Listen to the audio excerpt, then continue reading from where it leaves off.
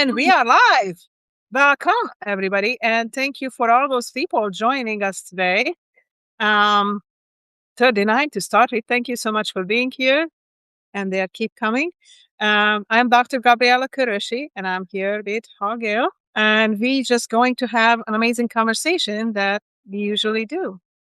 So, just before coming live, we both grabbed something to eat, grabbed something to drink, and kind of had a little chat, which we usually do just to kind of check in. So I have my hot cocoa, and I might have my water with a little bit of tea, and just finished my sandwich. So we're all good to go. And we were just talking about this book that I found in my mom's collection.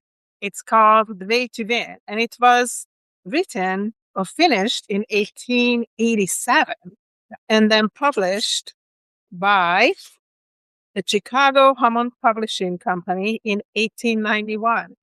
And here just downloaded a copy too. And it's so interesting that these type of books, this is kind of like a book talking about having a purpose, were already in common kind of like in this era as well.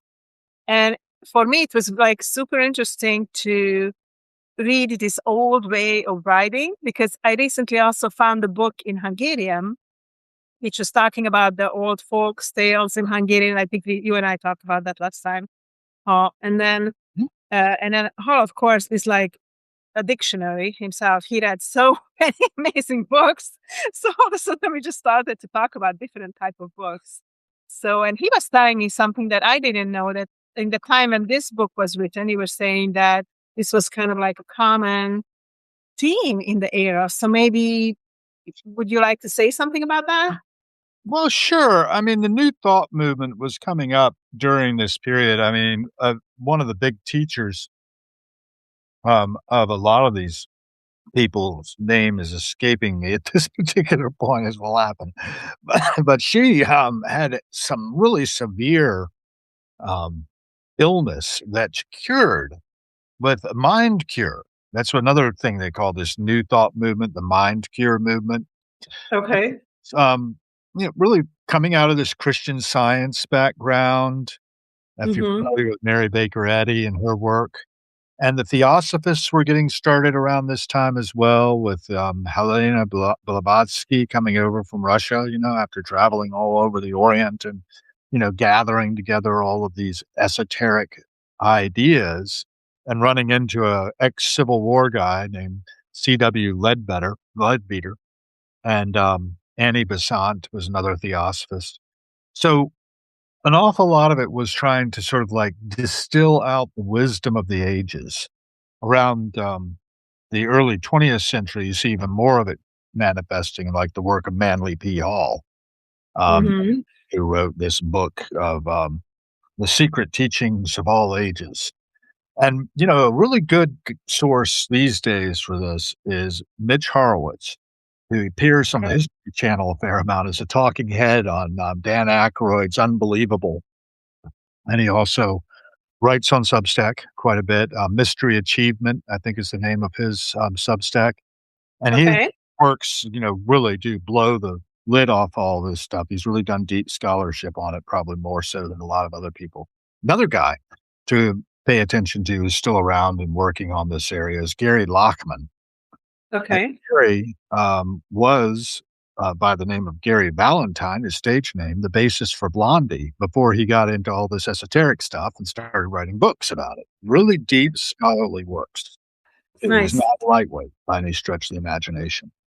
But the movement itself says that, as we think, we were talking about James Allen and As a Man Thinketh being in this same genre of, what is it called? The Way to Win is the book you found. And The Way to Win, yes. And I put the link over there in the chat. So anybody wants it. Yeah, thank you for doing that. I saw that. Yeah, it's a PDF. You can just pull it off the Google Books. Yeah, I love that it's free source right now. Yeah. I actually watched a documentary on that whole digitization of all books. Kind of not in favor of of this kind of looting of everything and putting everything that's to be had out there without any like copyright. But I think it's different if it's copyright. This is, I mean, I assume that it's The so agent old that at is some probably in point, yeah, it becomes the public domain. Yeah. but not everything is that gets digitized, Yes. and that was an issue, and this documentary was really good. I wish I could remember the name of it. I don't remember it. Well, I still wanna say about all that. Well, it is true that the world you see and the way you interact with the world has a lot to do with the way you think. Yes. Mine's I often think of it as kind of a repackaging of common sense when I see people writing these things, and I'm Yeah. envious of them because they're making money off of it. And, Mhm. everybody's searching though for something, and if we weren't searching, there wouldn't be a market for these things Why you think that is? Why you think that people are searching for something? Why because we we cannot be you content with what we have, right? Because we could be just content with what we have. we could be. Why aren't we? Good I don't question. know. It's a great question. I think I don't always understand why people necessarily want more of Mm. more fulfillment, more this, more that. Then you are just as you are, and we were created this way. We are walking, we are thinking, we are creating. I don't know. I feel like that's enough.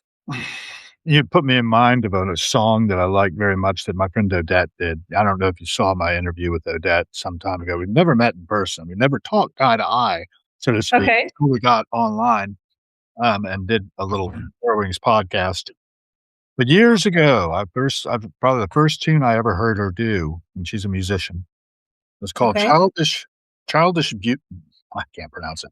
Childish Beauty. Okay. And there's a line in it that goes, "Bullets fly from land to land as we constantly need more than more." I know. And It's beautiful. now too much of it everything is not just enough. So another line from another song by a recently departed singer-songwriter named Bob Weir. I don't know. My feeling is that people are not content. We arrive here helpless, Mhm. and our primate species are in intensive competition with each other. When we arrive here, we see that. That's what we learn is that if daddy doesn't go to work, if mom isn't like doing what she's doing, and when I grew up, my mother had stopped having a day job and was raising the children. Yeah. And I think that's common back in that day, not so common now. I didn't have to go into a daycare as an infant, but that's what's the norm these days. And we see is they've got to go to work so that they can bring food to the table and keep a shelter and be there in the evenings. But during the day, you've got to be shipped off to the daycare center. And it's highly traumatizing to the young child, I think, to be thrown into the world. I don't know if you're familiar with Martin Heidegger, but he says that this concept of Geworfenheit, that we are Okay. thrown into the world, right? Yeah. Or caught by our obstetrician, hopefully, or, a midwife, whatever. Um, and Lord knows it's traumatizing. Just the whole idea of getting this big head through the birth canal or out in the C-section is a highly traumatic situation, right? Yes. I don't know. So I think that has something to do with why we are as we are, why we're hyper vigilant, why we are always sort of on guard a bit with each other, why we have to be taught loving kindness. If we get it early on from our mothers, if we have that bonding, that what they call it, there's actually 8 circuits that Timothy Leary identified. If you're familiar with those 8 circuits of the neuro, it's kinda like having Yeah. showers. Yeah. Yeah. Yeah. Yeah. And, initially, you're gonna suckle to get sustenance, then there's learning to toilet train eventually, we hope. That took a while for me. Too much Thank effort. you for sharing, huh? Yeah, exactly. But it was very traumatic, Yeah. and I remember it vividly because it was so traumatic, such a difficult thing to deal with, Yeah. and I think that's a has a lot to do with it, and we see that, oh, resources are scarce. Yes. Not so much anymore in the Western world, but still. in other parts of the world. There's still a lot of people who live paycheck to We paycheck and not make it to the end of the month, we could do better in Yeah. this realm. We have abundance these days, which we haven't had before. Hmm. Technologically enabled abundance. Yeah. That's the next stage, I think, is that eventually everyone will have everything they need. But then what? We're actually tuned as animals towards this competition, towards this fight, towards this struggle, needing some resistance in order to really function. So we've always got to have some sort of goal to be striving for. Seems I was saying we're never going to be just able to just be and enjoy ourselves. if you can. I feel like I could, just hang out and enjoy my garden, go for walks, sing my songs, meet fantastic people like you yourself. I don't know. Let's do I that. don't see people as in general as being relaxed enough to do that. Oh, we're being relaxed. Do you think it's the people or just the way we live? Because I think like society is so fast paced and there's such a high expectations, even in schools for kids to excel, to do this, to do sports. And I see my family taking young children and other families to too many activities, I feel like, and there's not enough family time. It's just all the time go, go, go for this practice, that practice, you know. Yes. I Yes. mean, I got a I friend doing just feel like it's a lot of pressure on families, a lot of pressure on the kids, mhm. and to academically excel. And not everybody meant to be an academic person either. Like, I wish that we would treat children like kind of figure out what they are interested in, what they are good at, and focus on that instead of trying to push them towards something they might not even want or like. That brings back to mind another thing. Now we're going down another different rabbit hole. Um, I translated the works of P.N. Sprengel and Otto Ludwig Hartwig from German to English from the 18th century. And the whole idea of their book, Handwerke and Künste Tabellen, which means trades and arts and tables, it organized all this information about all the different trades and arts that are being practiced in the Berlin area for the students at the Realschule to be able to pick what they were most interested in. They would have Mhm, all that information at their fingertips, and they could be aligned to a trade that was going to bring them the greatest happiness. And mhm. to attain the greatest happiness of the greatest number, that's a lot of what the Enlightenment was about, is we were going from hand trades to industrialization, and we were going to be achieving what I like to call radical utilitarianism. The greatest Yeah, happiness of the greatest number of species, in fact, of life on Earth. That's one of my, like, pet philosophies right now. I know you were mentioning this before. Yeah, yeah. How can we achieve that using our technology that we've got? Because we've gotten godlike technology. I don't know if you ever saw the, Whole Earth catalog. I talk about that sometimes from time to time. I've gotta get a copy one of these days and actually dig into it. But it was published in the '60s, late '60s, early '70s, Okay. and it was by Stuart Brand. Mhm. He's still around, actually, and it was called Access to Tools, and in the opening of it, he says, "We have technology that, made us godlike, and we might as well start acting like it." Hmm. And there was What? prompting here for the hippie community in particular to Mhm, access to tools. mhm. And that's what, my friend at the Origin that I was talking to earlier today, we had a Okay. conversation. We got like 160 people by the end of it. We've got 85 already. That's amazing. Yeah. I don't know why these things are suddenly blowing up so big, but welcome everyone. Um, I anyway, hope they're actual people. Please let us know where you come from and how you found us, because I was just wondering if we were invaded by robots. All of a sudden, 85 people in the first 40 minutes. That's great for us. Thank you for being here. But please do share something or ask a question so we know that you are human. yeah, I like to say, how are you? And if you care to share it, where are you in the Yeah, world? please. And usually I don't get any responses. Maybe people flick it on and they are registered, and then they flick it off when they realize they're not interested in what we're talking about. I hope people are interested in Show what you're us your talking interest. Yeah. about. Anyway, Handwerk Kunst and Tabellen. So yes, you want to align people to something that we had aptitude tests when I was a kid. I don't know if you did. In Germany, they had very strict ones where you were either going to be going to the Realschule, or you were going to be going to the gymnasium, or you were going to something else. They had several different tracks they would Yeah. put you on when you took these tests at a certain age. I think it was like I forget what age it was. Do you know? I I don't. I think we didn't have those in Hungary at all. We had something different. We had like so you finished your 8th grade and then you either go to a gymnasium or you apply for um, a specific technical school, Right. or like I applied for nursing, which I got my high school degree together with my nursing degree. So the 4 years that in the US would be high school, it was high school together with nursing. So I came out as a nurse with that. But there were even other like schools like mechanic and other type of schools like that.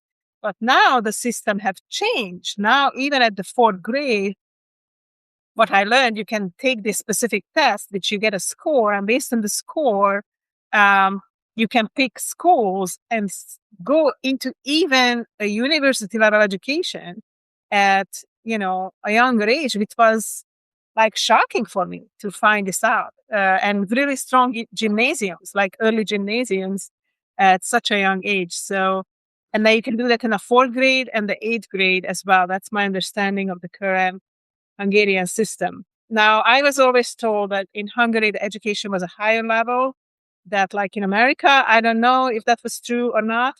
Um, I did nursing school here and then I did nursing school there too. There was not that much of a difference, Mhm. even that I first did my LPN and then I did my RN. So I can say, I mean, the systems are different, but the learning we learned Latin here in nursing school, specifically 2 years. We had anatomy there, but we didn't learn Latin specifically. So, I mean, I think that was a major difference. And we learned computer science here. That was the beginning when I finished nursing school, which was a separate course, but not as part of nursing there. So, there were differences. But yeah, I don't know. I think we push kids a little hard personally. That's just my pet peeve. I think we should just really let kids to be kids for a little bit and then explore, as you were saying, or do that aptitude test you were talking about, like what they are leaning toward to. Well, you're familiar with the Montessori school, right? Yes, I am. Yes, I am. And there are paths like that, I think, Yeah. that let children sort of expand But themselves. that's expensive, right? So that's you have to try to pay. So, I went to private school for a bit, and I decided I wanted to get out of that, and because largely it was due to a interpersonal conflict I was having.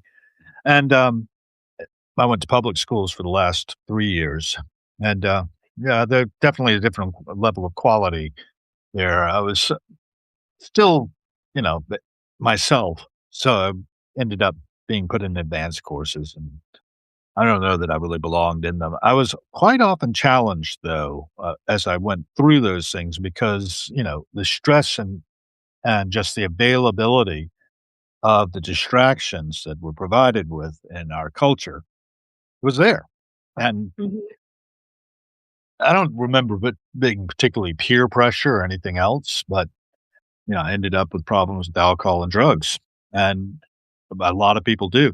And I think that this scourge that we have in our society has a lot to do with the amount of stress that people are put under just to be I in agree. society with each other and Yeah. civilization. I attended this group that gathers in this guy's house. He's a psychiatrist, actually, here in the local area. He also has a PhD in psychology. And so you got all that, He's also an emergency medical guy in addition. So he's pretty highly placed in the Navy. But on his retirement, he likes to get together with his friends and we call it Civilization Anonymous, and the idea civilization is trying to kill us. We're not designed for this, we're designed to get No, we are in not. the hands of 50 to 100 men and women, maybe a bunch of kids, and figure out how to get our breakfast and tell each other stories, Mhm.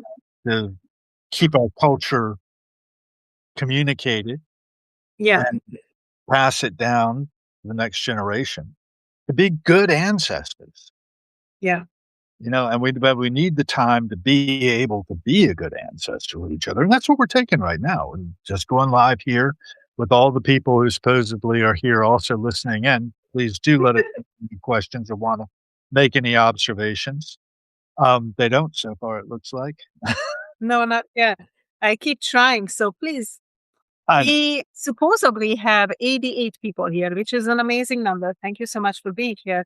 yeah, But please let us know that you're actually a person because we are not sure if you're invaded by robots or you are actually a person. Please let us know. Say hi, say where you're from, or just say anything or ask a question. We would really appreciate it because this is a bigger search of. I recognize one. Alexi's Yeah. here. Alexi's always here.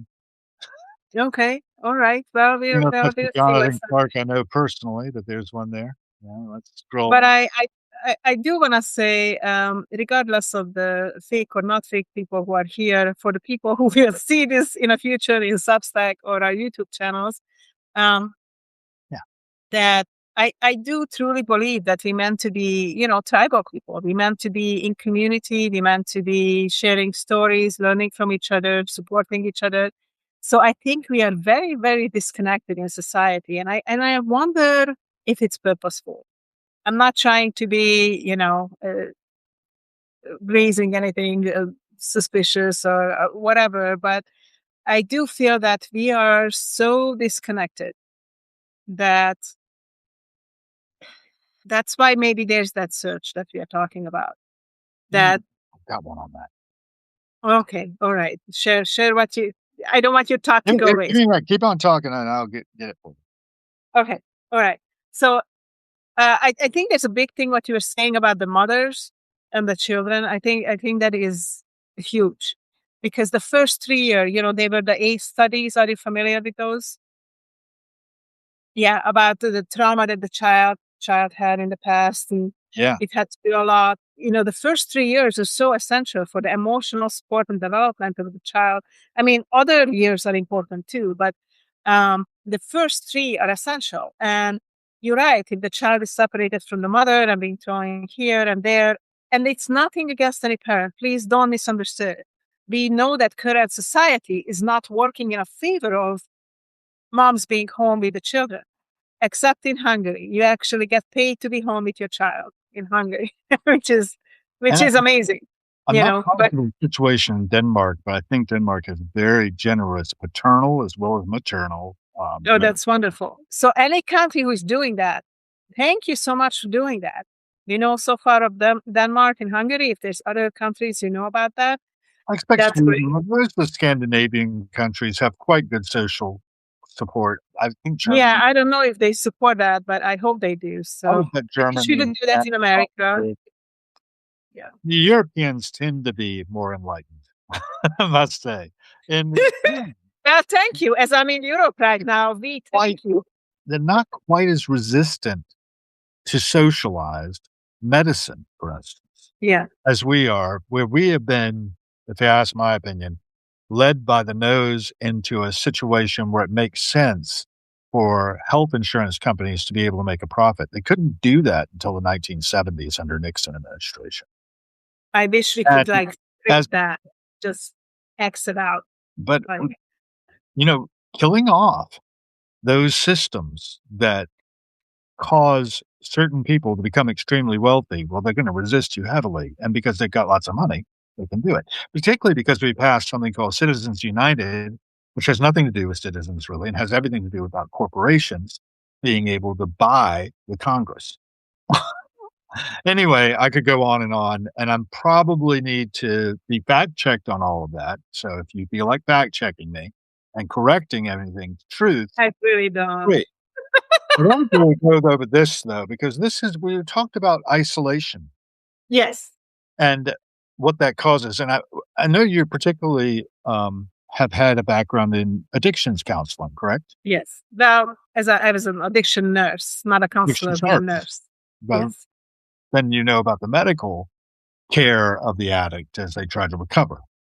Yes. Good. This is a letter that was written in Kisnach, Zurich, Seestrasse 228, on January 30th, 1961, to Mr. William G. Wilson of Alcoholics Anonymous, Box 459, Grand Central Station, New York. And dear Mr. Wilson, your letter has been very welcome indeed, it opens up. The author of the letter, by the way, is the psychiatrist Carl Jung. Okay. He said, I had no news from Roland H. anymore and often wondered what has been his fate. And Bill had just written to Carl Jung on January 23rd to tell him what Roland had done in carrying a message to a fellow named Abby Thatcher, who carried the message to Bill Wilson. And Bill ended up founding Alcoholics Anonymous with Dr. Robert Smith out in Akron, Ohio. And Akron, Ohio is a hotbed of these kinds of things that you and I were talking about at the beginning. The Way to Win. There was a book called The Way Out, another one called The Way Beyond by this fellow named Joseph Sieber Benner. He also wrote one called The Impersonal Life in 1914. And that is a really interesting read, or you listen on YouTube or whatever. So we'll take note of that. Let me finish the letter. He said, I had no news of Roland H. anymore and often wondered what had been his fate. Our conversation, which he had adequately reported to you, had an aspect of which he did not know. The reason that I could not tell him everything was that those days I had to be very exceedingly careful of what I said. I had found that I was misunderstood in every possible way. Thus, I was very careful when I talked to Roland H., but what I really thought about was the result of many experiences with men of his kind. His craving for alcohol was the equivalent on a low level of the spiritual thirst of our being for wholeness. Expressed in medieval language, the union with God. How could one formulate such an insight in a language that is not misunderstood in our days? The only right and legitimate way to such an experience is that it happens to you in reality. And it can only happen to you when you walk on a path, like your friend walked on a path around the country, when you walk on a path which leads you to a higher understanding. You might be led to that goal by an act of grace or through a personal and honest contact with friends, or through a higher education of the mind beyond the confines of mere rationalism. I see from your letter that Roland H. has chosen the second way, which was, under the circumstances, obviously the best one. And this is the really key thing here. I'm Okay. strongly convinced that the evil principle prevailing in the world leads the unrecognized spiritual need into perdition, which means, of course, eternal damnation. If it is not counteracted either by a real religious insight or by the protective wall of human community, an ordinary man not protected by an action from above and isolated in society cannot resist the power of evil, which is called very aptly the devil. But the use of such words arouse so many mistakes that one can only keep aloof from them as much as possible. These are the reasons why I could not give a full and sufficient explanation to Roland H., but I am risking it with you because I conclude from your very decent and honest letter that you have acquired a point of view above the misleading platitudes one usually hears about alcoholism. You see, alcohol in Latin is spiritus, and you use the same word for the highest religious experience as well as for the most depraving poison. The helpful formula, therefore, is spiritus contra spiritum. Thanking you again for your kind letter, I remain yours sincerely, C.G. Jung. Bill Wilson wrote him back and asked some more questions, but never got a return, and Carl Jung's health declined, and he died the following June. But I think that's what the thing is, the individual isolated in society cannot avoid being led into evil.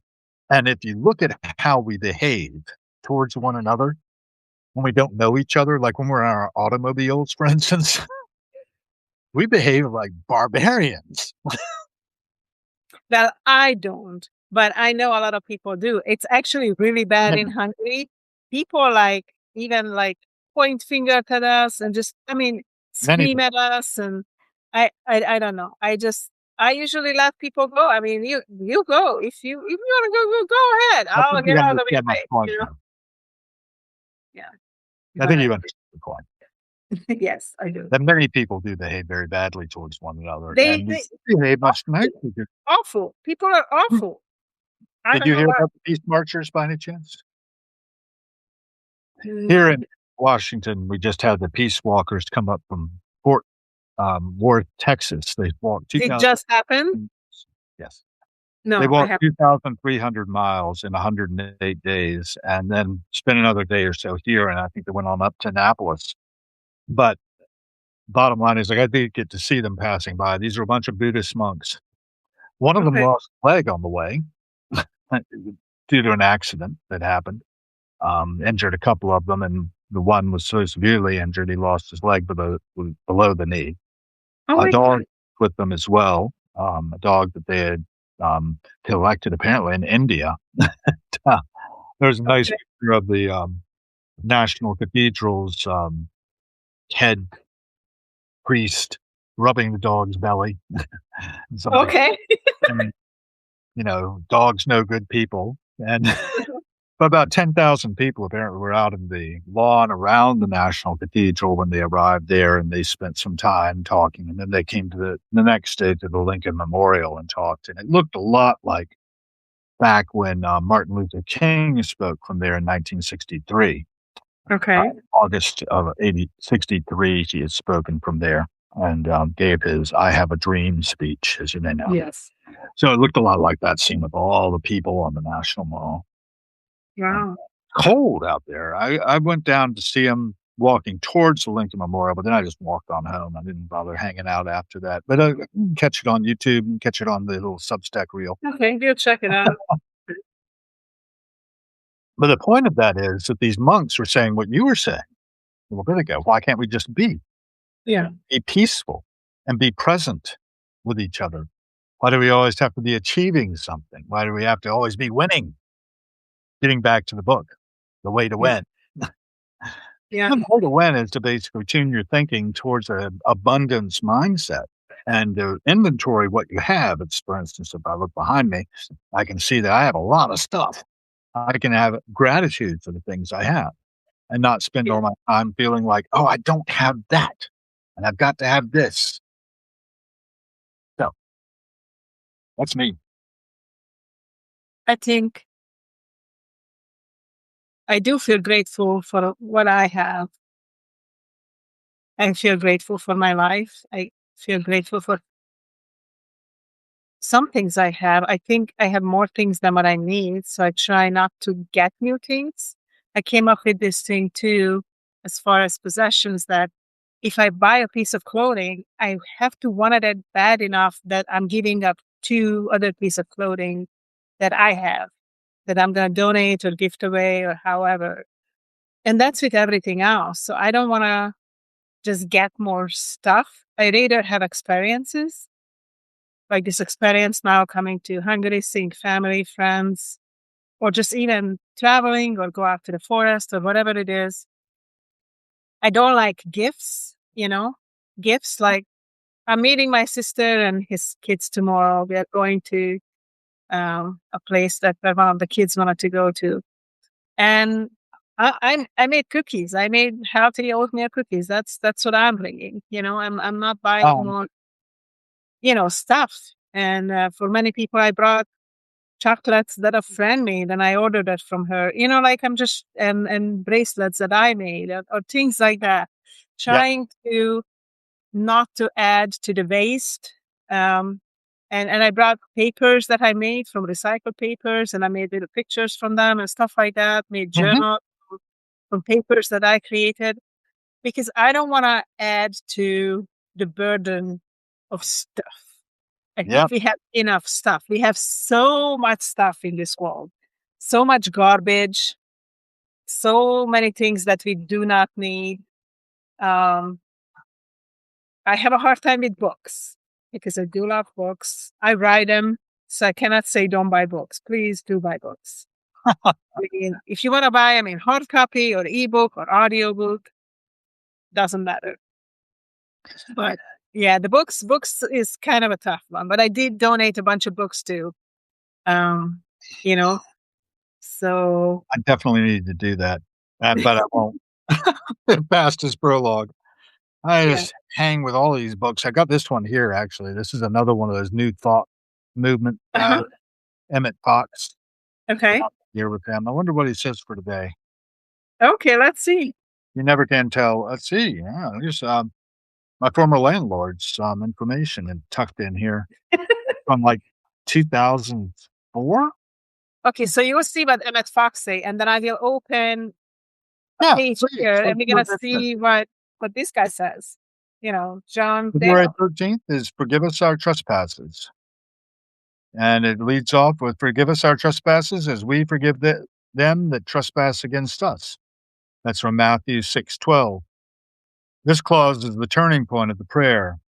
It is the strategic key. Having told us what God is, what man is, how the universe works, how we are to do our own work, what our true nourishment or supply is, and the way in which we can obtain it, he now comes to the forgiveness of sins. The forgiveness of sins is the central problem of life. Sin is a sense of separation from God and is the major tragedy of human experience. It is, of course, rooted in selfishness. It is essentially an attempt to gain some supposed good to which we are not entitled in justice. It is a sense of isolated, self regarding personal existence, whereas the truth of being is that all is one.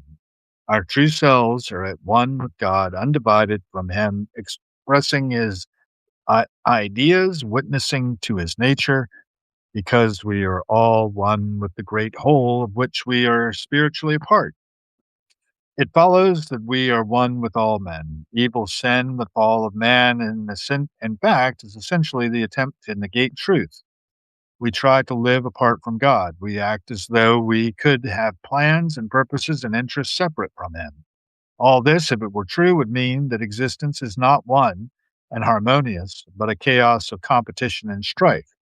But of course, it is not true, and therein lies the joy of life. Everything is one. Go ahead. What'd you find?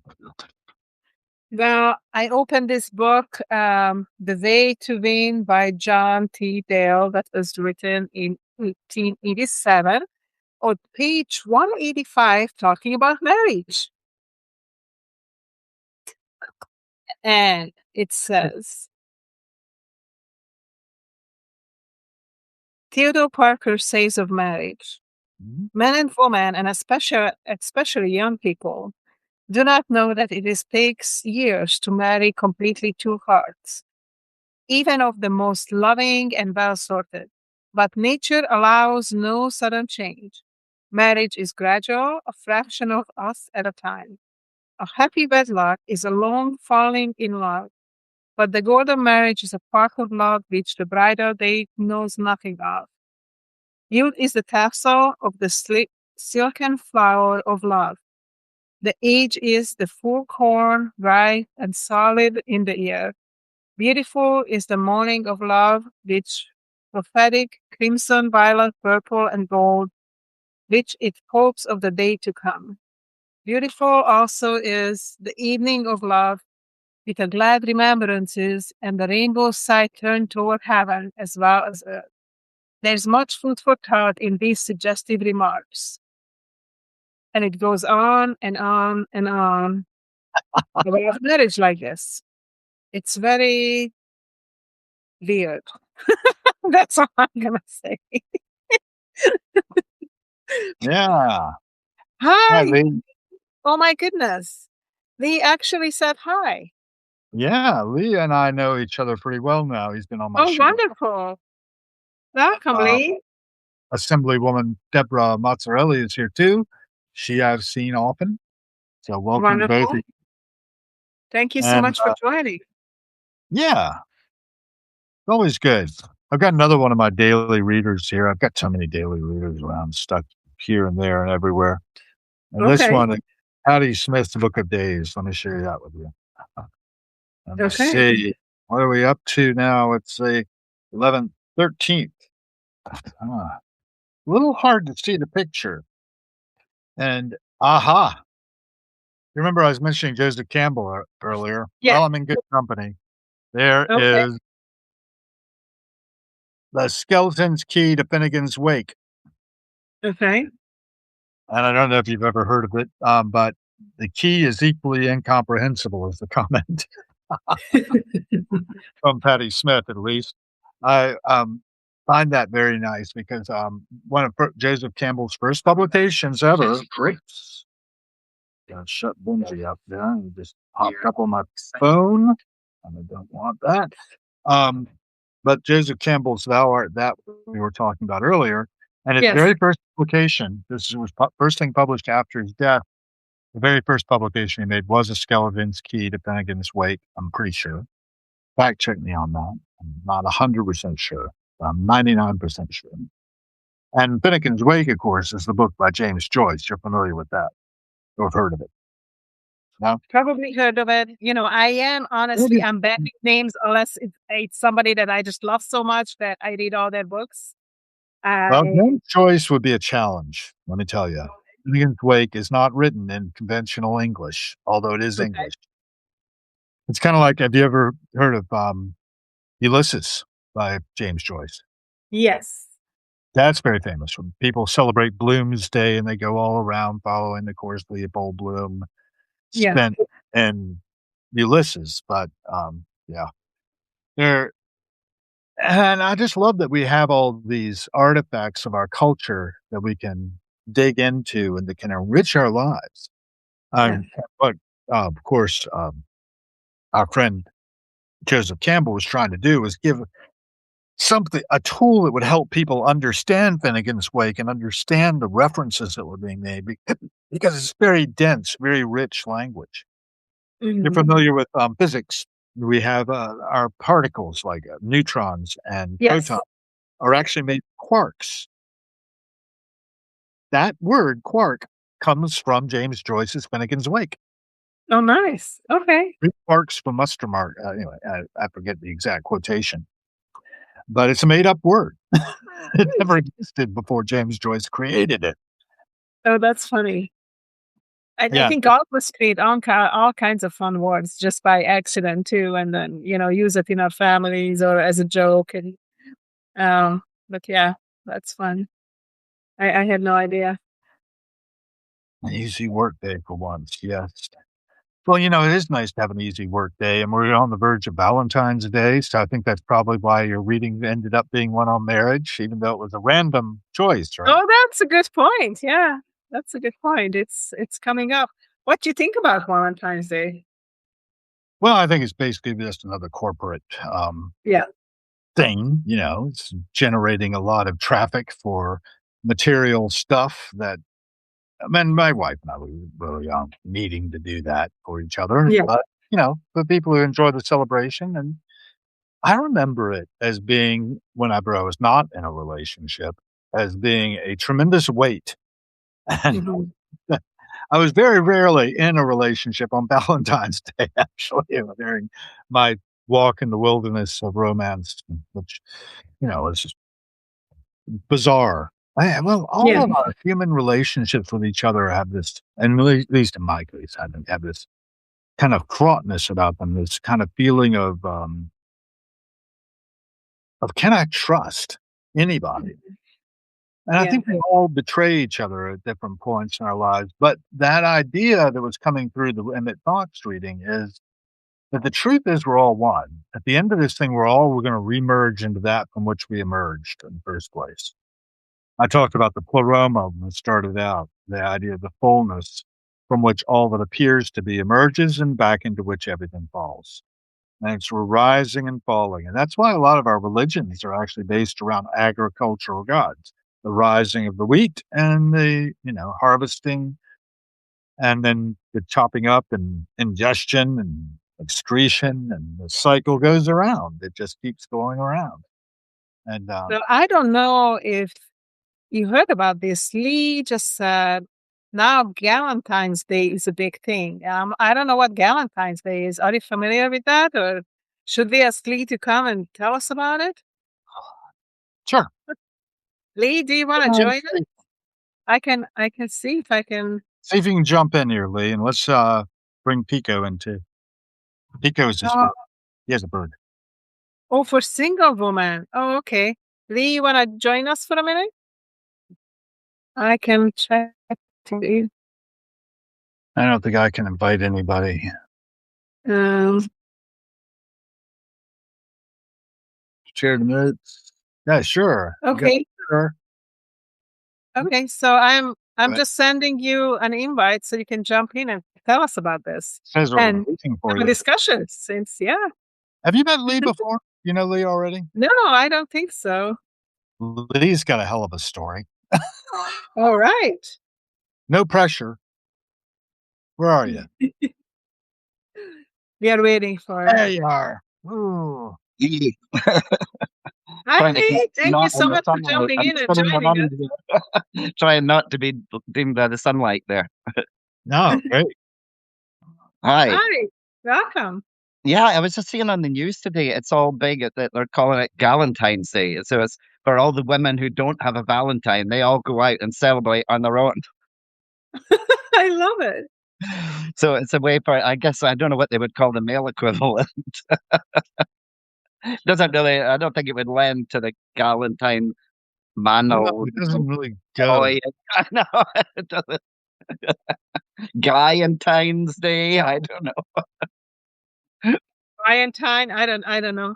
But It's desperate. It's a desperate way to get people to still spend money.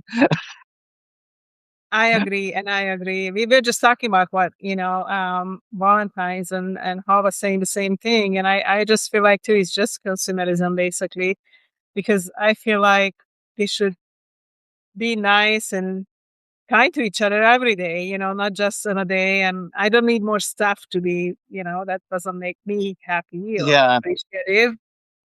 not to promote it, but I just literally finished my new Substack. I'm posting it tomorrow morning because it's Oh, for yeah. Valentine's Day, and it's about Valentine's Day, and it's about the people that feel left out on Valentine's Day as well. Yeah.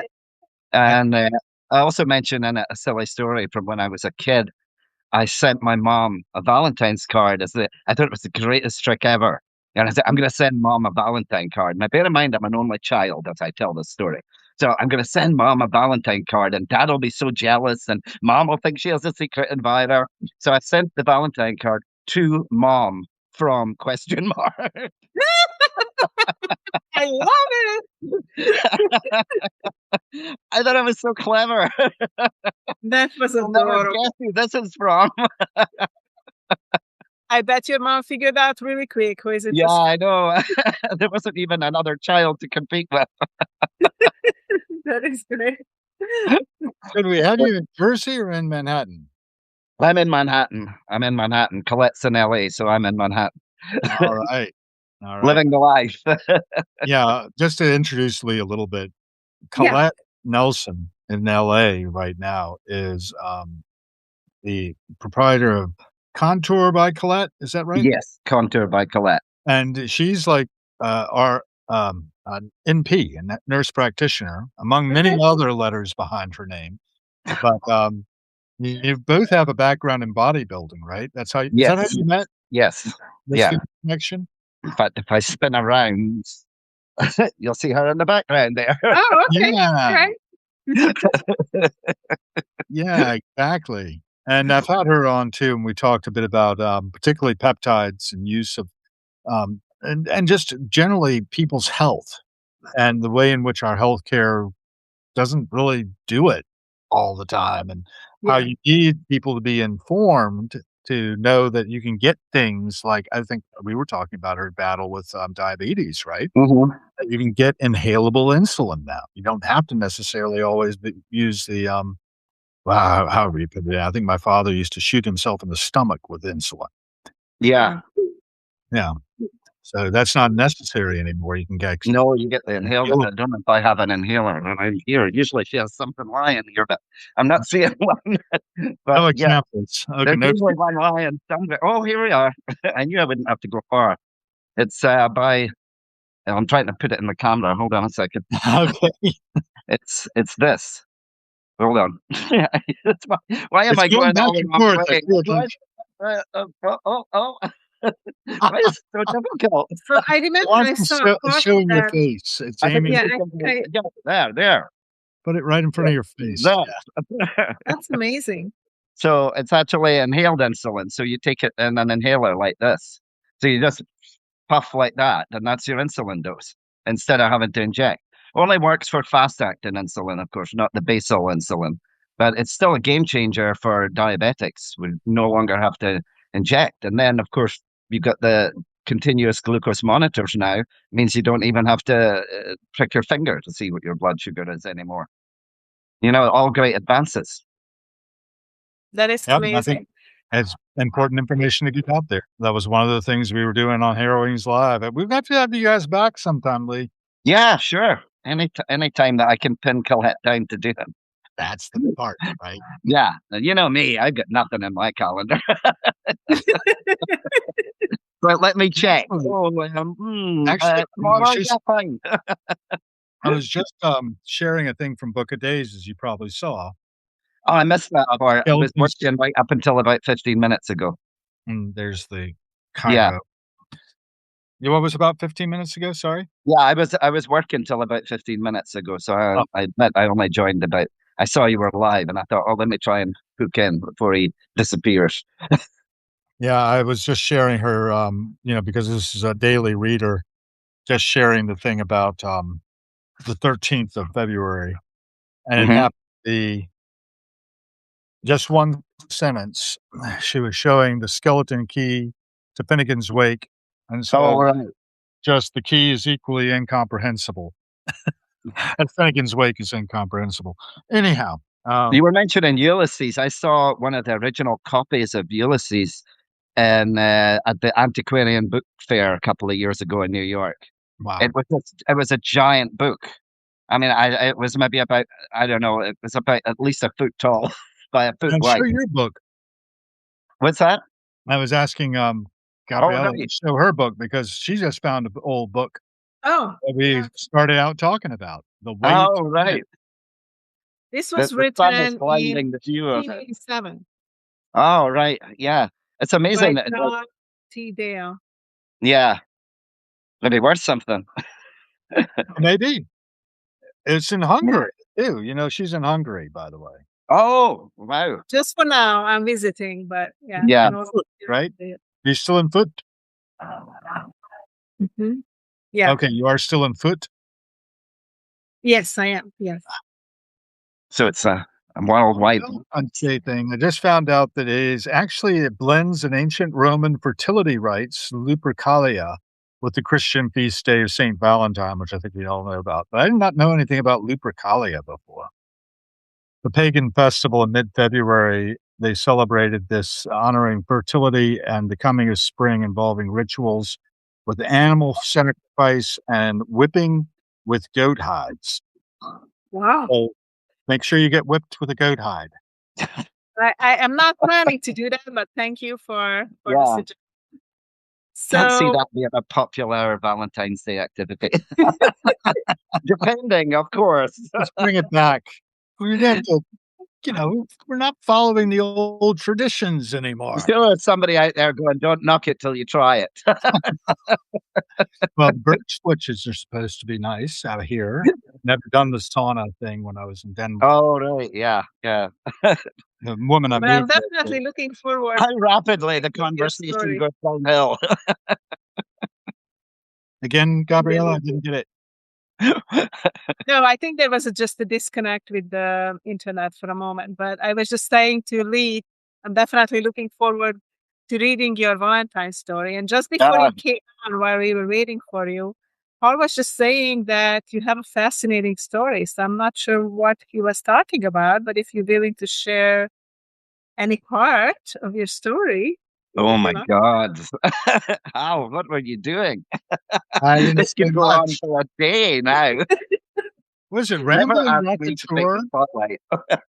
Rambling Raconteur actually is, I think, Lee's Substack. Yeah, originally I started my Substack as a place to put chapters from my memoir Misfit, which is still in the works. And I thought, let's just put a chapter up and, every week. Of course, naturally, you could run out of chapters 2.5 years later. If you were still, it would be Tolstoy's War and Peace if I was still writing it, So, so then it had to evolve. And I just started, putting things up there, just my thoughts and opinions and just, I don't know how to put it really. I think rambles would be the best way to put it. And I love the English the English raconteur, which is a word that's lost now, but Quentin Crisp. He was a favorite of mine with his philosophies on life and everything. And so I kind of borrowed the title raconteur from him. There's also I always forget her name. She's a female comedian, Jewish, and I can never remember her name. And she calls herself a raconteur as well. Okay. But yeah, I wish I could remember. She's hilarious. She just makes Sarah observations. Silverman? What was that? Sarah Silverman by any No, chance? Not no. modern. Oh, Trisha Armstrong has just joined us. Oh, I hey, had Trisha Trisha. on the show. That's the psychic medium that I had on the show last week.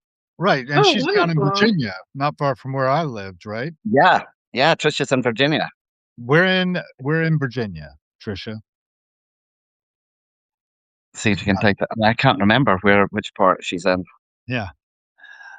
I remember we talked about her because her number is the same as mine, basically. It's an area code 757, so that means probably some down in Hampton Roads. I'm from Williamsburg, Virginia, so I was curious if she was in Williamsburg. I don't know. I don't know where Not she is. responding, though. And that's Yeah. quite often the case. You know, you have a chat window there where people can tell us how you are and where you are. Lee has just joined. Lee's an old friend of mine from college. I haven't seen him since college. Oh, great. Hi, Lee. Making is Another Lee. yeah. Yeah, it's so interesting because we were not sure. All of a sudden, we are seeing a higher number of people who all had the same experience, and I had the same experience with this one and the one before, and we are not sure if some of them were actual people because actually, we're talking to them, but they're not responding. Yeah, I noticed So, that. oh, I Lee's was thinking that responding. yesterday. Wow. And I was thinking, oh my God, you got 100 people watching you walking around. Yeah, well, that was for the monks, right? I think Yeah. I kind of saw that as a good thing, but yeah, that did get pretty big.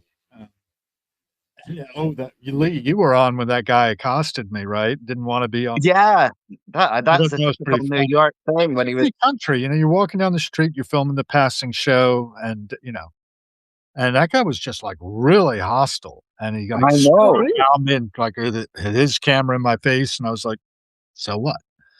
Yeah, Yeah, we didn't see that, but we just heard the interaction with you where he was questioning you as to what you were filming and disbelieving what you were saying. everything. You know, I was heading down to see the Peace Walkers. He said you were with the CIA or something. You know, Oh maybe my I was. goodness. So what? I mean, there's surveillance cameras all over this damn city. Every door Yeah, basically is a surveillance camera. yeah. Ought to be anymore. They're doing it now. They were saying now that in I don't know if you're familiar with Wegmans supermarket. Sure. It's a big chain. They just brought one to New York a couple of years ago. I think it started here, but now Wegmans are employing in their supermarkets cameras to take to profile everybody that goes in there. Huh. Really? So yeah, so now I think they're doing it in the one in New York. I think as well. So whenever you go into Wegmans, you're digitally analyzed. They say it's to locate known shoplifters. That's what they say. And when But you who knows? Who knows? You can't even go and buy your groceries now without somebody analyzing you. But we are that's scary. analyzed everywhere. I mean, all of our steps online too. Even if you just search one thing, it's just Oh yeah, popping up. Like, yeah, yeah. You can search bird cage, and then all of a sudden, everywhere you look, there's an ad for a bird cage. I know. It's, I mean, it's handy sometimes, but other times, I don't know. I love it. I love attention. Kill attention. even unwanted attention. No, I'm pretty good at blocking. And I can also, hide. I'm good at hiding. So I don't really have much problem with it. Unwanted attention, but if somebody gets fired up about something I'm doing, well, Yeah, that's good because they're actually paying attention. And That's Yeah. attention is this commodity that is very short supply. to name drop for a second and be obnoxious. It's like Boy George once said to me. He said, "All publicity is good publicity." You know what I mean? Well, you remember my Andy Warhol quote? Did I give you that one? Yes. Don't pay any attention to what they say about you in the papers, just measure it in inches. Yeah. More inches, the better. Yeah. The more attention they're giving you, the better. You know. Yeah, that was one of the things I remember because back then I was just starting in music journalism, and he wasn't my first interview, but it was one of my first interviews, and he had the most crazy things to say to me because I said, "Well, I'm supposed to be interviewing whoever it was," and he said to me, he says, "Whenever you go to interview somebody and you're intimidated by them, he said, just remember, you ready for this? They have to take their pants down and go to the bathroom just like you." That was so hard then for me to get out of my mind. No, it was. It's Yeah. like, oh my God, now I kind of unsee that. Yeah, it's a tough spot to be in. We were talking about that earlier, I believe, in the course of my talking about being born and, first you Yes. gotta be suckling at your mother's breasts, and then suddenly you've gotta go, and they've got this problem with its toilet training and all that, and how traumatic just being a child is, coming up Yeah. and the kind of traumas that the world inflicts upon us. Um, you know Luckily, I have no memory of those days. Well, it's good not to. Unfortunately, I've Yeah. got a very vivid memory of an awful lot of these things, and, I don't know what to do with it, really. I guess I've gotten kinda used to it. I read a book called Denial of Death by Ernest Becker that Mhm. Okay. is on a lot of these things, and it's a really good book. I highly recommend it to everybody. It's called Denial of Death, and, of course, death in the title tends to put people off. Which I find kinda comical because everybody is all of us I was talking about this in my earlier podcast when I was talking to somebody else, Origin. I was talking to her today. And Yeah, I saw that. Yeah. the deal was, you know, I was born in 1963 and I'm now 63. And there were people who were born in 1900 were 63 when I was born, my age. Yeah. You know how many of those people are left? None of them. Not a one. Yeah. And this is our situation too, right? So Yeah. I'm not gonna make it Yes. to 126, or maybe I will. I don't know. I'm gonna try. I'm gonna try to step over all your bodies. Outlive everybody, just out of spite. It was like Cher when she was asked how she feels about getting older. She just said, "Well, it's better than the alternative." Yeah. Yeah. Good point. Good point. I think she said that in an interview with Oprah Winfrey. And Oprah was being all serious. So, how do you feel about getting older? And she was just like, it's better than the alternative. I don't have it handy here. I'm gonna get a copy of it probably, but my friend Sophie that I've had on the show before, who wrote the Book of Angels back in the day in the '90s sometime, she, wrote one recently called The Joy and Happiness of Being Old. Mm. And it's not getting older, it's being old. Being old. Yeah. She just turned 89, went off to, over the Christmas break, she went over to France to visit her sister and then on to Egypt on her own. And she just got back and she's having a knee replacement surgery. And my hat's off to her. A lot of people won't do knee replacements or bone replacements of whatever joint it is Mhm. for people who are that age. But Oh, yeah. and she's gonna get it done. My Hopefully father had a hip replacement at 82. good. My mother-in-law's similar, 85, I think Yeah. she had her hip replaced. But, and she got some more years out of it. She got almost Yeah. 2. So, something to Can't be say my father did, but he still had the operation. I think he died soon after, actually, but I think it was just because it was the mind in his case, because I think that he realized he wouldn't be able to go back home because he would need to probably go into care because he wasn't capable. He'd proven by the number of times he'd fallen and everything that, he needed to be in assisted living. And he was a very active person, and I think the thought of not being able to just resume his normal life after hospital was the thing that killed him more than anything else that was going on. It's like the I will have seen that. lost the I will to have live. seen that many times. Yeah. Once you remove a person from their home and their Yes. familiar surrounding, a lot of people are not able to take that. And just going back to what you were saying about people going to the bathroom, everybody goes the same way. One thing that I heard, I think one of my teachers said that in maybe a public speaking class, or one of my nursing teachers, I don't remember, but they were just saying, if you feel like threatened by your audience or worried or whatever, just imagine all of them naked. They all look alike. Yeah, that's It's another kind one. of like the same image, just like, make them human. I guess make them human. Don't be afraid, kind of in a way. We are all the same. Yeah. So, Did but you all that happen to see for me to get out of my head, it's like, oh my God, I don't want to look Yeah. at these people naked. did you all happen to see I Don't was, Look Up? yeah, no, you carry on. Sorry. Did you happen to see Don't Look Up, the movie? No. It's Uh, out on Netflix, I think, or maybe it's Amazon Prime, I can't remember which. But it's a movie that was about a comet coming and gonna smack into the Earth. And the very elite, they do escape, and some tens of thousands of years later, their rocket ships automatically find a habitable planet, and they set down. As they come out of their cryo tubes or whatever, where they've been in suspended animation, they're all naked.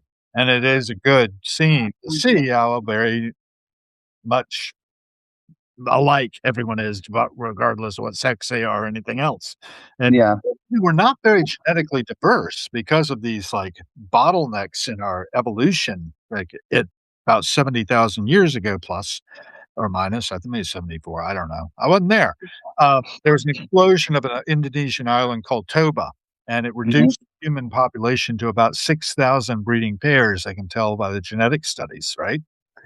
So, we're much more closely related than we even realize, and Yeah. because of marriages and such, probably all of us being similar race, it looks like, are probably within, a matter of 500 years, probably have a common ancestor or less. I don't know. Yeah. But My father once did our family tree because he was an antique collector, so he loved history and stuff like that.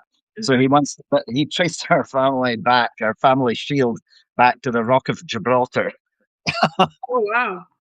And so I don't know, does that mean I'm descended from the monkeys from the Rock of Gibraltar? We have our own crest and everything too, the Penman crest. I don't know, interesting. people think that's my pseudonym because I'm a writer, but Penman is actually my given name. Oh, wonderful. So it sounds like a name that a writer would give themselves. You know what I mean? Yeah. But Yeah. I assumed, I'm sorry, I assumed the same that you just gave yourself that name. Oh, yeah, no, the Penman bit's the real one. The Lee part is the one I gave myself. there's a Uh, lead. for other reasons. You wanna hedge Yeah, into that? I see part of you're the edging into this. Yeah, part of the story that I'm trying to not get the sun in my. I'm trying to hold this and at the same time. I should really cook it up to something as I get it in my hand. But yeah, part of the story that Hal was going to tell you is that I wasn't actually born male. I was born female.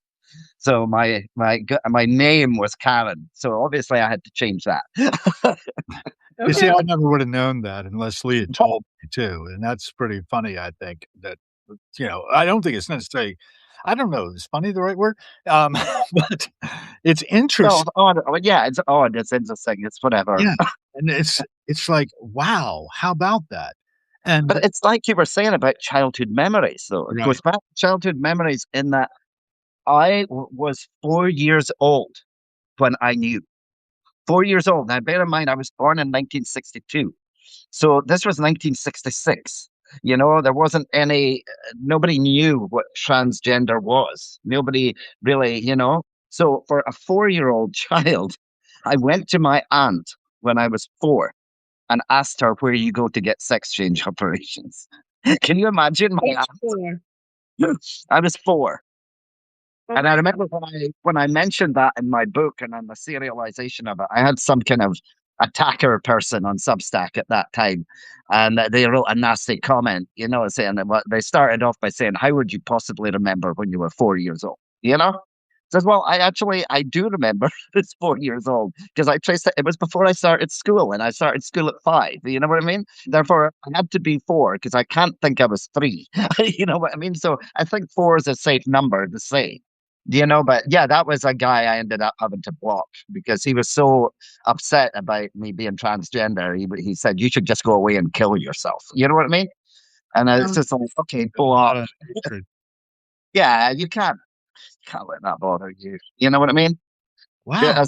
it's considered the source, Has to be a really angry person to do that, I do Yeah. feel that people who attack you like that, first of all, I don't care who you are, what religion, it's like I Yeah. look at the person. You're a kind person. Okay, come on, let's have a conversation, build community, support each other, whatever.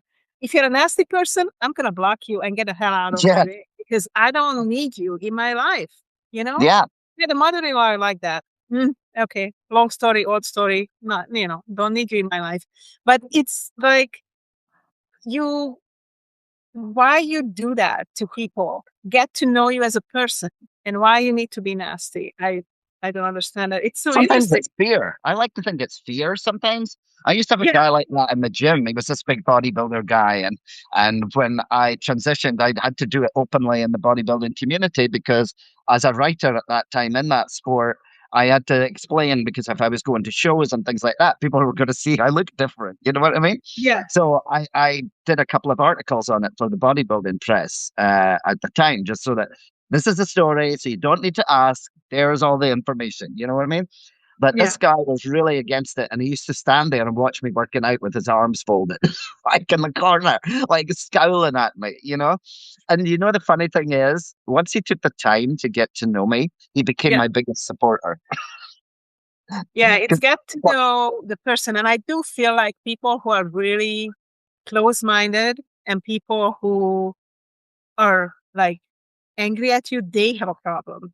I yeah, feel like they have a fear or they have just I actually many times feel sorry for people who act like that because Yeah. it's like it's yeah, your loss. It's your loss if you don't want to yeah, get to know me because of who I am married to or who I love or yeah, what I am. It's hmm your loss, not mine, So yeah. I, yeah. No, it's usually the people that have the most to hide as well. Well, not to give anything away, but in the bodybuilding world, he's known as gay for pay. Mhm. And you can translate that how you want. But so obviously he had a problem with his own sexuality. Yeah. And I was just reflecting it back to him. Hmm. I I am kind of astonished by how some people just totally refuse to even try to understand Yeah. or just listen to somebody's experience Well, because Yeah. they think it's a choice. I It's have not a I choice. it's not a choice. It's the same way addiction is not a Yeah. choice sometimes. Yeah. It's who the person is and what they believe. And who am I to say who you are? It's you making that decision, who you are, what you wanna be, what you feel like.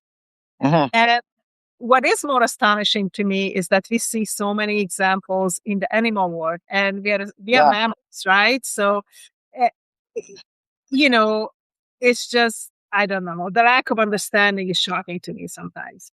So, Yeah. But some people just like it makes them feel good about themselves to put somebody else down because that's the only way they can feel good about themselves is to put somebody else down so that they Yeah. rise above in their minds at least. and why do they care? That's what I don't understand. Exactly. Why do you Why care do so they much? care? It's your Thank you for life, not caring. their life. Thank you for caring. Thank you for sharing. I'm glad I mean that much to you that you have to vocalize it. You know what I mean? It's like I said, negative attention is still attention, and Yeah. I think I'm worthy of everybody's attention. I have this idea that, we're all mirrors of each other in some way, and I Yeah. I thought maybe I would furnish my entire house in mirrors because I found myself so interesting. And this is kind of an obnoxious thing about me, but, at the same time, I have a sense of humor about it, and I don't take myself too damn seriously, but Yeah. to take yourself very, very seriously, I think, to really get your knickers in a twist about what somebody else is doing. I do Yeah. it. I do it from time to time. I get my knickers in a twist, and I always find it very comedic in a way because it's silly, and then I realize, Yeah. "Why am I doing that again?" And I realized, oh, it's because I'm a primate. I'm a traumatized primate, and we're all traumatized primates. I saw this terrible thing, and you all probably saw it too if you were paying any attention at all, of a particular video that some public official decided to put up on their social media depicting certain people who had previously held that of Oh, right. I know where you're going with this. Yeah.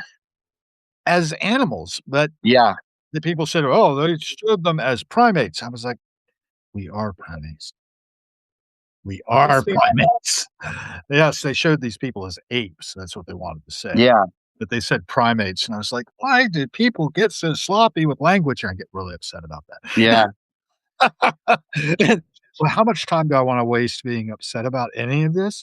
Well, not a lot, but I do see that we have a problem in our culture, and that is Yes. that we collectively are not aware of exactly how closely related we are to chimps. About a half a chromosome. It's not very far, and that's great in a lot of ways, but we give ourselves airs. We're also I like to say that I'm an animal carrying this imp inside me from dawn to dusk and back again. Nothing fancy, you know, just a mischievous little spirit that decided to go and state for a while. Well, I wanna have some fun with it, damn it. I'm 63 and I haven't had as much fun as I wanna have yet. Oh, God help us. I wanna go have some fun today, actually. I'm gonna go down the street to Daily Provisions. You have Daily Provisions up there in New York, right? You have Is your that the new supermarket thing where it's not free? a supermarket, it's like a cafe. Oh, okay. No, I just It saw on the news yesterday they've done it. They did it actually with a place just up the street from us, West Side Market, which is funny because we're on the east side and it's called West Side Market. But they did it where they gave away free groceries that day, $50. Everybody got $50 worth of free groceries. And needless to say, I was in Jersey that day, so I missed the whole thing. But yesterday, I saw they had one down in Greenwich Village where they've opened up an actual not food pantry. It's more like a supermarket, and Mm, everything is free. And they had lines round the block to go in for the first time yesterday. It's a free food place. And interesting. it's a new thing. I don't know how they're funding it or anything, but it's a new. They're popping up all over the city. Well, Just you just the walk in Diggers and had help yourself. yeah, the Diggers had that in San Francisco. Peter Coyote was manager of the Diggers Uh-huh. Sports in San Francisco during the '60s. He said one time a woman came in there and was like, serendipitously seren uh, well, they secretly bag stuff up Serendipitously s surreptitiously, that's the or word, surreptitiously. Okay. surreptitiously, secretly trying to bag up stuff Yeah. like shoplifting. All right. He started, like, helping her, and she said, "You see the manager?" And he said, "I am the manager." Shocked the socks off of her. I'm Daily not sure what's Television in them. I'm sure it's not everything that you would normally buy. You know, yeah, has to be some of that. Daily Provisions is more like a cafe. Its cuisine is like cafe breakfast, brunch, sandwiches, casual dining, coffee, bakery items. There are a number of them in New York City. That's why I thought you might know about. Oh, okay. And that's where they started out. It's actually from a company called, um, what are they called? I'm trying to find their actual page here. It's like Union Square Hospitality Group, and the Uh-huh. guy behind it has this whole, like, philosophy of Mhm. taking care of his employees first, and then Yeah. his customers, and then, in that kind of order, as opposed to the customer first, which is kind of Yeah. I different. love And anyway, I'm I kind of excited about it. They may or may not hire me in as part of the staff, but if they do, I get to maybe have a job and the paycheck, which would be nice because I haven't had one in a long time. But I it's do. not some kind of money coming in. I agree because I don't have that now either. Right. You said that did you leave a position recently, or what's your situation? Yeah, I was kind of had to because of my injury and then with my ankle surgery, and I was not able to work for a little bit. I was able to work remotely, and then that option went away, and I couldn't walk or couldn't drive, so there was not really a way to go into the office. So, I see. and let me tell you, once you turn over 50, it's kind of harder to find a job, even if you have degrees and all that Mhm. kind of stuff. So I've been having a difficult time, and I also still have some time to recover for my ankle. But it would be nice for somebody to say, "Yes, I do like that person." You know?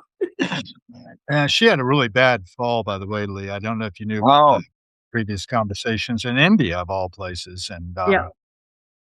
resulting in the ankle. Was the ankle surgery related to that fall also? Yes, yes, yes.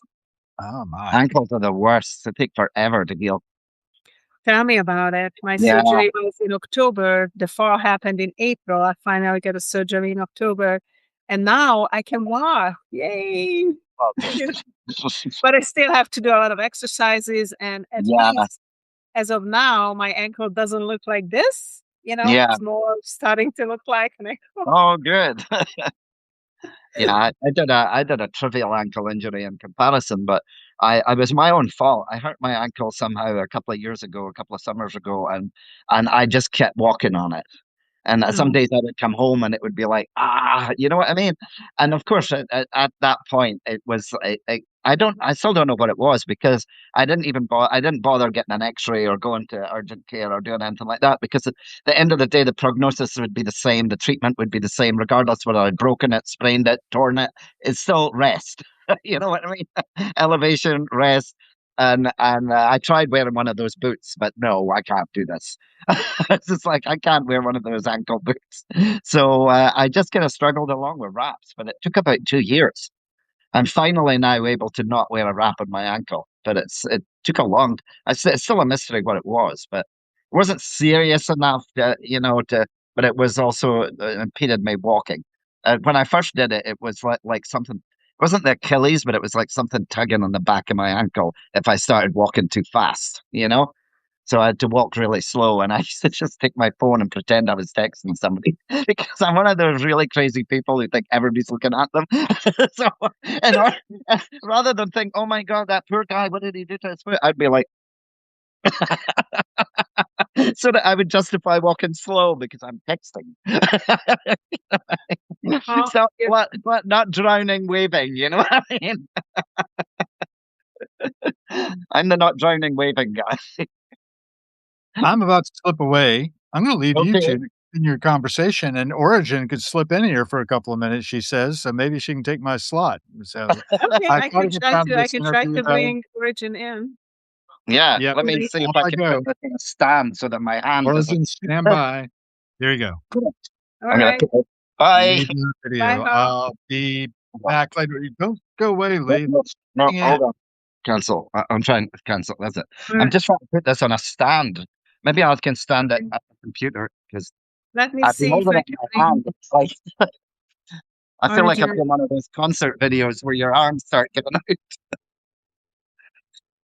So, can you bring that up?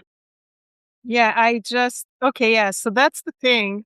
I just sent you an invite, Origin. I think that's what's happening, that you can only have maximum of 3 people on at a Yeah, time. Substack, you cannot do anymore. So it's pretty good though to be able to do it with yeah, three. You know, makes it a it's bit great more that interesting. I you still look can like do. I'm drenched in sunlight. Oh, here we go. Hey, Hey! Oh my gosh, awesome. Thank you so much for jumping in. yeah, And thank you for I inviting appreciated me. I appreciated your comment about looking for yourself in others is the best, way to find a common ground. I love that. So Yeah. It's just something that I've found to be true. I've Mhm. met lots of people and, just being able to see that mirror, that reflection back to you, it really makes all of the difference. And, once you've been underserviced and once you understand what it is like to be marginalized, you can really start to help other people not feel that way. Yeah, So Absolutely. it's really important just to look for the human underneath everything else because we project a lot of things. yeah. Yeah.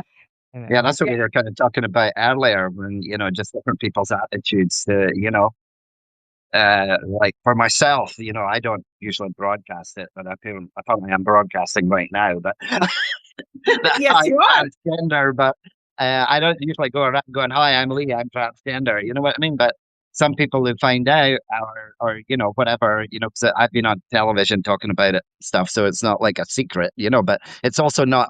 It's not Right. my identity. You know what I Yeah. mean? I don't feel Right. it's like, You're a it's something human. people need to know unless they need to know. You know what I mean? Yeah. Or I think it's Yeah. conversation worthy. But yeah, you get judged on that. Like I was just saying on an earlier segment.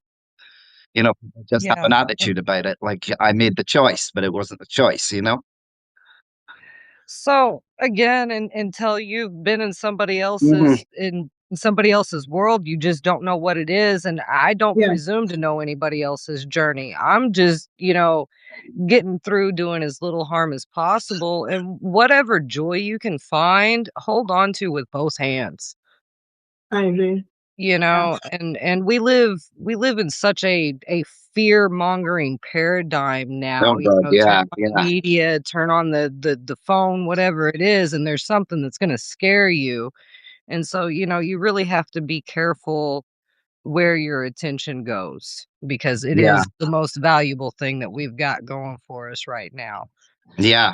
You just got to create your own little safe world in the world of madness Yeah, and yeah, go about and do your. And absolutely. and more of that also to find like-minded and supportive people, because I think it's really important for us, as Paul and I was talking about earlier. We are tribal people. We meant to be together, and I think there's so much with society. There's so much isolation right now. So it's also Mhm. important to find people who you can connect with and support each other in all this madness that society is right now. So, Yeah, it makes all of the difference in the world just to be able to find those reflections and those moments of humanity. It makes all of the difference in the world for you as Mhm. the yeah, consciousness experiencing it, because if you are what you eat, then you are what you think, and you are that projection, and you have to be very mindful of what you're projecting onto other people. Yeah, so yeah, it's much better to project the kindness Yeah. than anything else. I do believe that it comes back. What you put out to the world, it comes back to you. Yeah, So, absolutely. It Mommy, it does. Mommy just always not wanted. Yeah, and I'll take care of it. Just No, okay, shoo. Always being mindful of the next step. I mean, I have good reason to think about the future, and it just all of us do. History is a mystery, or history is yesterday is a mystery, tomorrow is history. All we have is the present. yeah. in this moment, and And so it's really important to be a kind human, and not to bring all of that bias that we tend to entrench ourselves in. You really do have to push past a comfort point, and Yeah. and be able to look at someone that does make you feel uncomfortable about yourself and go, okay, well, what is it within me that I'm Oh, yeah. uncomfortable with that I can't accept in this other person? That's often the thing that triggers you the most when you dislike someone so much, and then you really look at it, and there's personality traits they have that you have that may not be your best personality traits, and you see them amplified and mirrored back at you through this person. Oh yeah. yeah. Yeah, and it's a big deal. So, you have to be constantly questioning yourself, constantly adjusting your viewpoints so you don't get, stuck in entropy. Yeah, yeah, Because it will take over, and so you have to be very mindful of projecting, those values, and not doing harm to other people. Thoughts are not this neutral thing that we put out into the world. Thoughts have power. oh, absolutely, yeah. So you have to be very mindful of how you're projecting that power. I think we've all encountered people who we feel like, even although just we feel like we're being attacked by them, even although they're not physically doing anything, it's like a psychic attack, you know? Yeah. Yeah, violence Mhm. of the mind. And Yeah, it's a very real phenomenon, and like what Hal was saying, we're all traumatized, and yeah, Yeah. we totally are, and so we've got to be mindful. yeah, yeah, You know, And but it's so easy. I feel like people can judge so easily without actually trying to understand other people. oh, And I really don't like that. And I really try my best not to be judgmental. I kind of look in that mirror, as you were saying, Lee, like if if there's something I feel like, why is that happening? The most difficulty I have with is people who hurting other people. Like I have difficulty with that, trying to feel compassion or anything towards people, especially if somebody hurting children or vulnerable populations, Yeah. Yeah. um, like when you go into psychopaths and things like that. I have a hard time doing what you were just saying to do, like trying to Oh, Yeah. absolutely. Yeah. feel Yeah. any kind of compassion, because when you hurt another person, it's just like another level. But Right. aside from that, I try to look at the You're human not saying that, person, Yeah. but like accept that's for them who they are. Right. Yeah. And in that moment, that's when you're disconnected from your humanity, and it's because they've done truly horrific things, and it's very hard to find compassion for that. But Yeah. if you have to be able to find that compassion, because then if you've lost that, then you've lost that compassion for yourself, because nobody sets out to be the bad guy, and everybody thinks that they're the hero in their own story. But if you're withdrawing compassion here, then you won't have it there when you need it the most. Yeah. Yeah. So, Yeah. that's really where the breakthrough is finding that forgiveness for the human. Yeah. Underneath all of the terrible things, you really have to find that compassion for yourself. And I many times wondered what happened to them, what kind of trauma must have Right. happened. They have to go Yeah. through that to feel anything, to hurt Right. themselves or another person. Yeah. That is, yeah. It's like the old saying, hurt people hurt people. What was it? What is it? You guys, I know you know what I mean. It's like Yeah. it's almost hurt people hurt. What am I trying to say here? Well, harm perpetuates harm. Yeah. And if you had things done to you as a young person with no defense, then you might perpetrate that in your Yeah. adult life because that's what you grew up with as normal. Yeah. Yeah. Yeah. It's whatever you see as normal Yeah. And behavior. right. And so it's really hard to find compassion for that. But I mean, we have to, I talk about taking your humanity with you everywhere you go. And you really do Yeah. have to keep that in mind and not become the monster, hmm you And know. not take an example. I don't know for some reason that I don't know why this is integrated. For some reason, the TV show, I don't know if you saw it, Big Little Lies with Nicole Kidman and Peter Sarsgaard, and I think Reese Witherspoon was in it as well. Uh-huh. And it was like and Kerry Washington was in it. It was like a psychological thriller, and it was the husband who they had the perfect. They were in, I can't remember the name of the place. It was where they had the big festival. I can't remember. It's like a kind of Woodstock, but it wasn't Woodstock. It was in California, right? So it was Okay. California Woodstock. I can't remember what the name of the place is, but um, the father was they had the perfect marriage, Nicole Kidman and the Peter Sarsgaard, but behind the scenes he was beating her, and he was a Oh, yeah.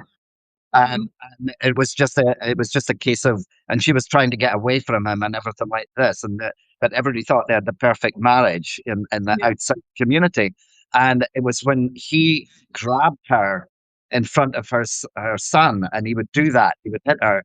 Well, when she angered her son one time, he grabbed her, and she was immediately thinking, you're not I mean, you're learning that from your father. That is not okay behavior. And she lost her shit on the kid. You know what I mean? Because Right. she could see that because he had witnessed the father beating the mother repetitively, Yeah. he thought that was how, you know?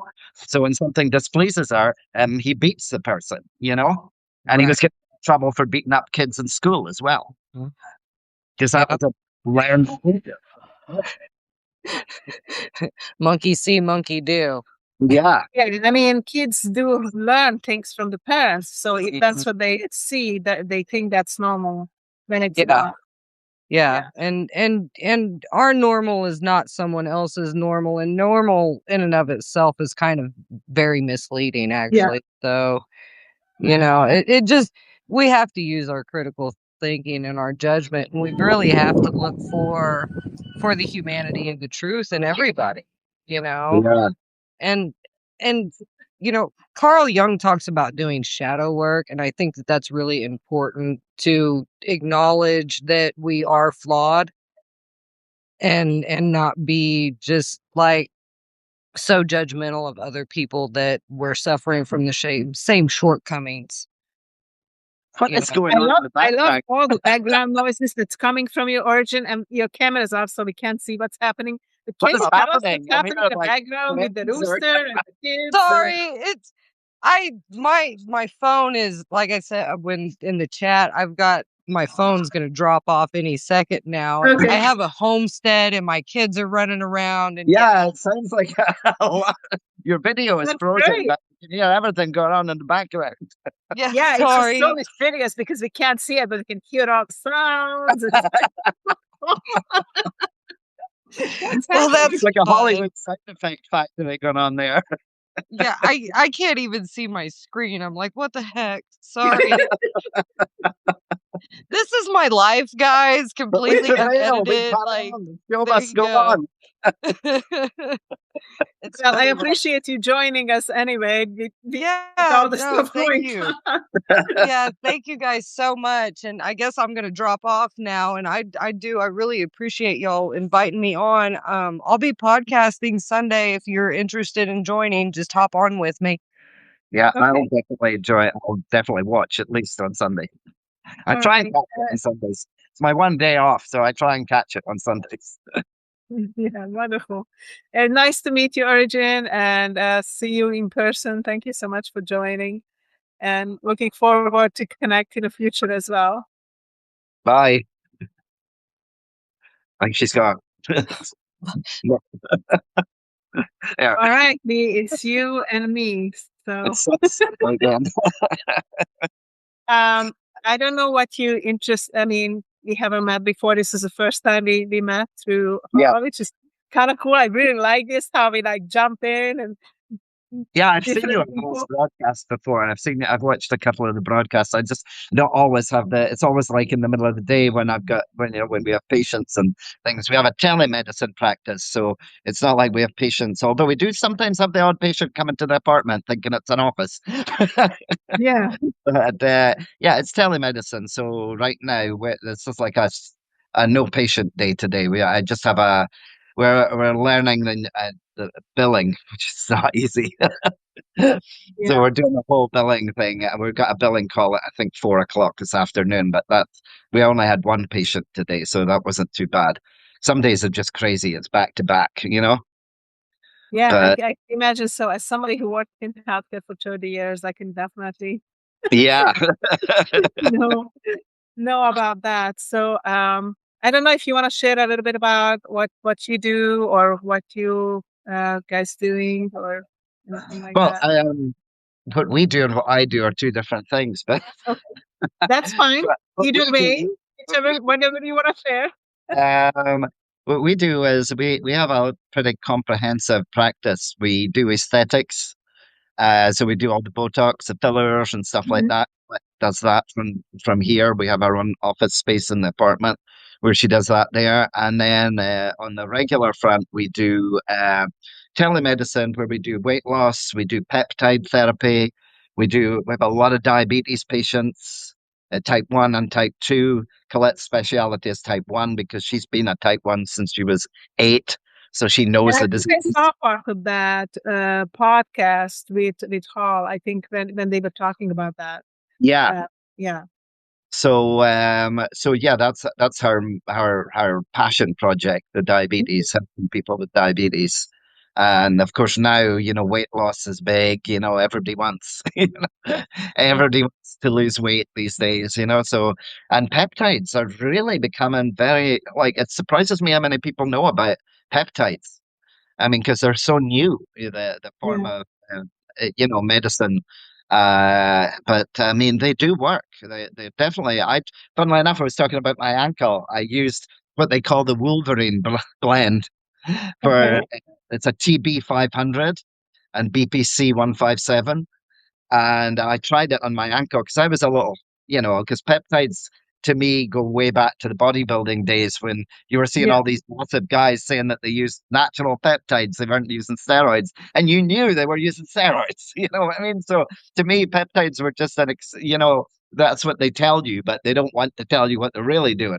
So I was a Mhm. little skeptical about them, but I tell you, within a couple of weeks, I felt my ankle getting stronger. And it was the craziest thing because it wasn't even psychological because everything in me was saying, this isn't going to work. This isn't going to work. Mhm. But it really did help. I mean, I didn't go on an intensive course. I did it twice. But whether that was, I think that was definitely the springboard to get better because it Okay. speeds up ligament healing, tendon healing. It can speed up, it can help with bone, and it brings down inflammation, so it does a lot, but they're still technically research peptides. They're not FDA So approved. how did that work? You want to share with the people who might not know about this, like how you put the medicine in, how it Yeah, works, how you figure out which one, how you get access to it, like just a there's little bit so for many. I people who mean, don't know. that would really be Colette's place to go into them in depth Yeah. because she's the expert on them and she's done all the courses. I just assist them Just from there. what you know, like how But it just works. from what I know, I mean, there are peptides that are for the skin, for hair, just on a beauty level, if you like. Yeah. There's like GHKCU helps collagen production. It helps with hair loss. It helps with fine lines and wrinkles. Uh, one that I told you is the one that even people that aren't familiar with peptides have often heard of BPC 157 because it gets a lot of press and you see ads for it everywhere. And that's one of the main healing ones. There's also ones that work in a psychological. We've had patients who have had conditions like I'm not saying they're substitutes for conventional medicine Yeah, for I mental understand. illness, obviously, but just like for depression and maybe just ADHD, things like that, and they found certain peptides have helped them, and they felt better than they had in years. We had one woman come to us with major stomach issues, always had IBS, always had irritable bowel syndrome. For anybody watching that doesn't know, always had difficulties with digestion, GERD as well. And she went on this. Colette put her on a couple of different peptides, and she said, "This stuff is amazing. I have never felt this good ever." It's like everything. She didn't get bloated anymore. It was just, I've seen cases like that, so it's hard to say. It's hard to question them when you've seen it in real life. And Of course, you do get. how you take the peptides. You take them there, you use an insulin syringe. So Okay. you're using units on an insulin syringe, just tiny amounts. When you buy them, you get a small amount of powder in a little bottle. Mm-hmm. And then you just add usually 1 ml or 2 mls of bacteriostatic water. And you don't shake it or anything. You just let it, when you put the needle when you pull back the needle and put it into the bottle, it's funny, the needle just gets sucked into the bottle. The syringe just Because of wanders. the vacuum. Mm-hmm. Yeah, Yeah. and then the water is dispersed in there, and then you just leave it to settle, and then you're injecting maybe like 5 to 8 units. I mean, even a lot of the weight loss drugs, although they're trying to clamp down on peptide companies doing them now in compounding pharmacies, a lot of people have stopped doing them. But it's just, there's certain ones that aren't available publicly yet, like retaglutide, which is far faster at weight loss than semaglutide, which is Ozempic, or Mounjaro, which is tirzepatide. Mounjaro and Zepbound are both tirzepatide. Ozempic and Wegovy are both semaglutide. They're GLP-1 agonists, whereas the tirzepatide have 3 arms on them.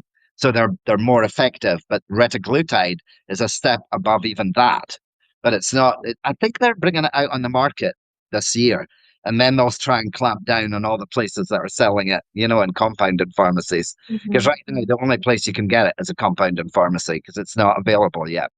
But that one it has a built-in glucagon, so it stops your blood sugar going too low. If you're not eating properly, it stops the low blood sugars. But those drugs now, Colette and I did a podcast on it. We do our own little podcast, Bio Rebels, every other Sunday or whenever we can fit the time in. And those, the funny thing with the weight loss drugs is that they do so much more than just help people lose weight. There's in the future, there's going to be that. I mean, they can even be used in major health conditions. I mean, and also in addiction because they've actually found that people, like if they're alcoholics, they drink less. They no longer feel like the need to drink. Even silly things like they even mention shopping addictions, which is trivial, but maybe not for some people. You know what I mean? As some Trivial people to get us, but into, a real yes, issue for somebody. I had a Uh, friend who had to freeze her credit cards because literally she put them in a freezer like as a shield, because otherwise she would just could not yeah, resist to buy more it's things. impulse. And these drugs cut back the impulse because the impulse that makes you want to eat is associated with all compulsive order. Even Yeah. biting your nails. They've stopped people biting their nails. They've stopped people who've been addicted to cocaine. They've given it up because they no longer feel the need. So there's a huge area now being looked into. At one point, they looked into sleep apnea because they find it's helping people with sleep apnea. The original, the Ozempic and the Wegovy, they were helping people with sleep apnea. So then they made the drug companies got ahead of this, and now they're making it a requisite for getting these drugs. Yeah, you can need to lose weight, but if you have sleep apnea, you'll get the drug. It's one of the things that we handle in prior authorizations. If the patient has sleep apnea, it's a doorway to get in the drug because it's been found effective in treating that now. And there are experiments going on with that. There are experiments going on with addiction. There are experiments going on with health conditions. Even some cancers regress on them. They can protect the kidney, and people who are diabetic, they can protect the kidney. There's a load of applications, and once again, they are peptides. And they are peptides that people are familiar with because they're the weight loss drugs that everybody talks about. You can't turn on the TV without. Now they have the new Wegovy pill that apparently in the first couple of weeks had 50,000 scripts for it, for the weight loss pill, because everybody wants a pill rather than take an injection, although it's not nearly as effective as an injection, but it's like any pill is subject to degradation by the liver, so you're going to lose on the gastrointestinal tract. So you're going to lose some. Whereas if it's injected, but those are peptides. And yet people are comfortable with them. So it's only a matter of time before the other peptides become commonplace and become, I don't know. Could we even discover the fountain of youth in peptides? I don't know. I mean, you never know. I think there's so much that we don't know about, Yeah. There's so much in medicine we don't know. That's the thing, So, yeah, it was never anything I intended to get involved in because I'm a natural hypochondriac. And as you can gather, I mean, the last thing a hypochondriac wants to do is get involved in medicine because I don't know how my hypochondria seems to be so much better these days. And yet I'm exposed to so many different conditions that I could quite easily think, I was thinking the same thing. I had that last week. That would have been the old me, It's funny you should say that, but I felt like that too. So, but if I was to go into anything other than music, which I went into, it would have been law. I've always been fascinated by law, and probably not smart enough to be a lawyer because you could have memorized so many things and know so many different torts and laws. And oh my God, I did law on a basic level at college, but not to the point of being, it was law as part of a business diploma, But I enjoyed the law part. I didn't enjoy the accounting part because my brain does not run on numbers. I have real problems. And you could tell me a number and I'll ask you a minute later. What was that again? Because I've forgotten it. It was $22.50. Okay. 20 you know what I mean? What did 21? Oh, 22. Okay. You know what I mean? I'm really bad with that. I can do basic arithmetic, obviously, but as far as I see, like, so that's the thing that gets me with the peptides. It is very much so that's why I leave all the dosing. When anybody has a dosing question, I say, Colette will tell you because Yeah. it's like how many milligrams and how many units, Yeah.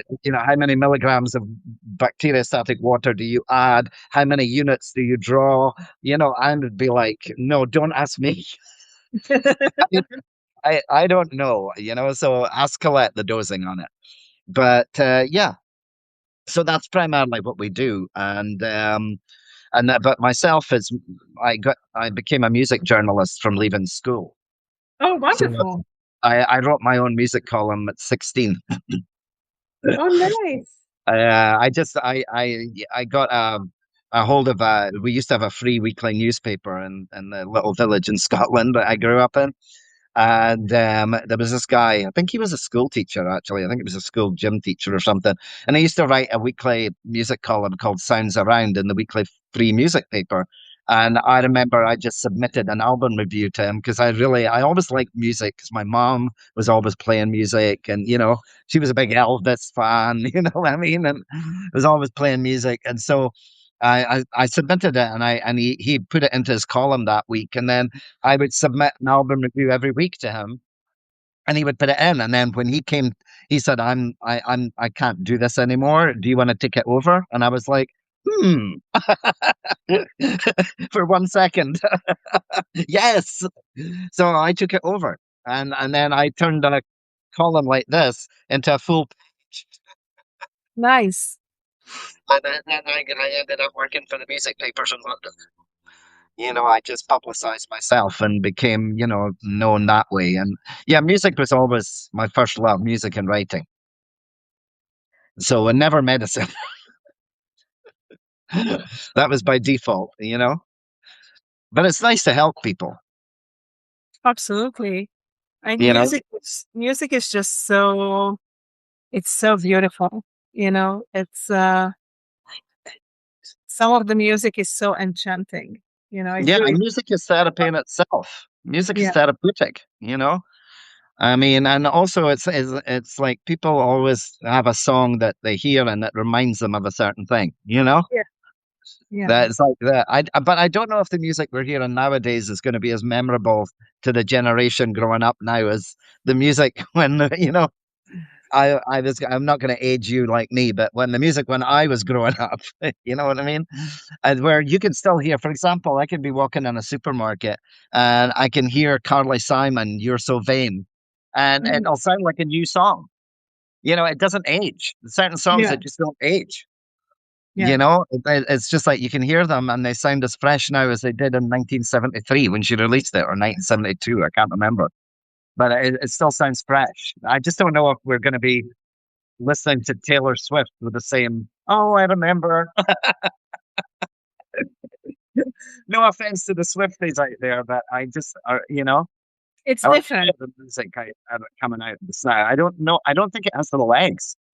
I don't think it has a longevity. I mean, let's face it, we're digging into back catalogue now, and people are hearing songs that I think, "Oh, wow, this is new," and then they'll hear, "Oh, Billie Holiday released that in 1927 or something," and Mhm. they'll think it's a new song because it's a new song to them. Yeah, yeah. It's like we're regurgitating old songs because we kind of run out of, new chord sequences and new. I don't know. I just don't. I don't know where music's going. I left the music industry in 1988, I think.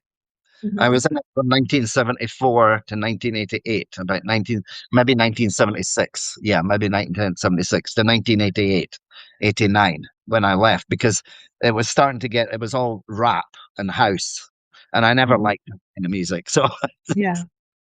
I just left. But then I got back into it again a couple of years ago. And I started doing little podcasts on Substack with people, and that were doing music that maybe weren't, because I knew it wasn't for me to get back into the big scene again. I had no way to get back into that again. I wasn't being delusional. I knew that if I was to get back into music again, it would have to be via independent bands, people that people hadn't heard of before, and bring them to the spotlight. Because nobody was going to give me an interview with Jennifer Lopez. You know what I mean? They said, "Oh yeah, sure. She's free. Yeah, who are you?" you know. So I got back into it through doing that. But it's all music and writing are my first loves. That sounds wonderful. Music is, yeah. I mean, I talked about before, but music really saved my life. I mean, it saved my brain when I had my injury last Oh year. yeah. Occupational therapist recommended to do music therapy, and I was tested for it. So I used modulated music, of composers like Beethoven and Vivaldi and certain Mozart, and it literally, truly rewired my brain so I could be functional again. And Wow. it's like I could say that music saved my life, because I would not be here and I would not be talking and acting the way I am today if that was not possible. Yeah. So I'm very grateful for the music that Yeah. my brain recovered. Yeah. No, that's fascinating. Yeah, I know that the music therapy is a thing. I mean, even sound healing. People that do the sound healing with the singing bowls and everything. I have one of those too. Yeah. Frequencies. Yeah. Yeah. I mean, I just don't have the patience to lie and listen to it. I'd be Now, like, and some of those are also like overplayed, because with everything, there's only like 5-10 minutes is actually enough. You don't need to listen yes, you don't need for to be. hours and hours, because you just need to find, and each of us resonates with certain frequencies. So maybe low our frequencies are comfortable for you, but you have to find what is comfortable for you. Yeah. So I don't do it often, but when I do it, I just do it usually for a few minutes. I think I did a few little videos about it. I even thought it would be super cool to go out to the ocean and read by the ocean. Oh yeah. I was thinking about it because the waves and the wind are Yeah. too loud by the ocean. So it's kind of Yeah. didn't work out as well as I planned. But Yeah. yeah, It's I like love people like to the listen to practice. rainforests to sleep, the noise of rainforests and things like Yeah. that. Fall asleep to. Yeah, I had There's a friend something. who did that all the time. For me, the quiet is the best to sleep. But I do love the natural music of birds in the forests, Yeah. especially as in the morning when you wake up and you start Oh to hear yeah. birds. It's one thing you don't hear in New York much is the birds. It was funny because during COVID, all of a sudden you heard the birds again in the Yeah. city because there was nothing. There was no cars. There was nothing. The city was deserted. And once you heard the birds for the first time, you know what I mean? Because They come back. yeah, they're drowned out most of the time. But no, it's another thing you don't see stars. Maybe you'll see a couple of stars. And yeah, not that I go back just for the stars or not, what I mean? I remember when I came from in Scotland, it was like, I mean, I'm sure in many places, it's like you look up and the sky is full of stars every night. Beautiful. Yeah. There were some nights it was just like I'll put like a blanket of stars. But here, if I see two stars, I remember the first time I came to this apartment and I stayed over and I noticed out of the window at night. I remember saying to Colette, I said, "Colette, there's stars." And she said, "What are you talking about?" I said, "From your window, you can see stars." What I mean? That's the first time I'd seen stars since I moved to New York. You know what I mean? I was like, I saw 3 stars. I You feel don't see very grateful that because of all from the where light. I live, I see lots of stars. Yeah, the light pollution in the city, you just don't see them at all. I don't understand the so many lights on, like especially in empty office buildings. But Yeah, I never understood why so many lights need to be on. yeah. I mean, I think the ones high up are on in case of any low-flying aircraft. You know what I mean? They can see the lights of the buildings. So not to fly too low as they're coming into the airports that surround us. But I don't know. I mean, that's just that I know they have the little lights on top. Yeah, some yeah. tall buildings. Like that's why there's the stem on the Empire State Building. It's like you're flying too low. I mean, I understand those, but just like, Yeah, yeah, just having.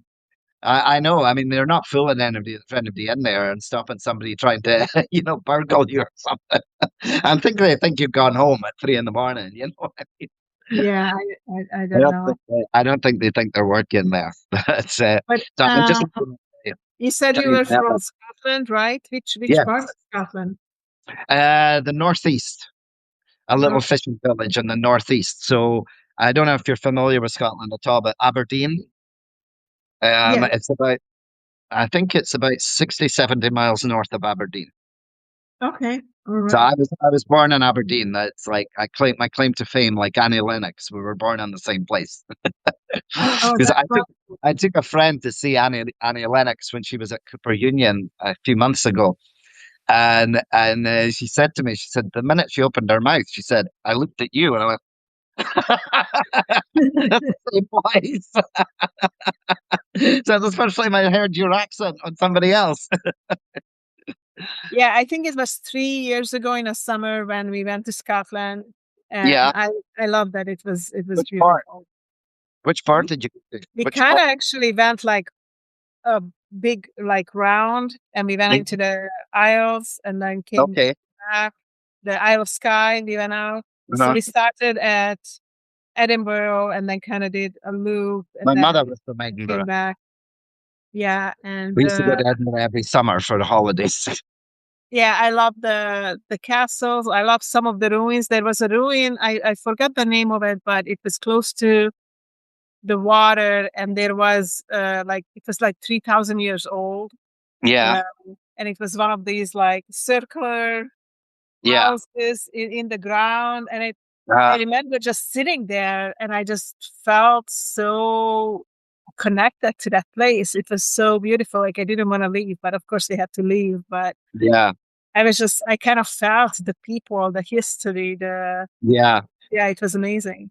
Yeah. No, there's a lot of like ruins there. It's Urquhart Castle was on one of them that was pretty ruined, and we used to have one near us, Duffus Castle, which was just we used to go there sometimes as kids and hang out there. It's just because and then there was the Elgin Cathedral, which is quite famous in folklore because it was burned down by somebody called I think it was the Wolf of Badenoch.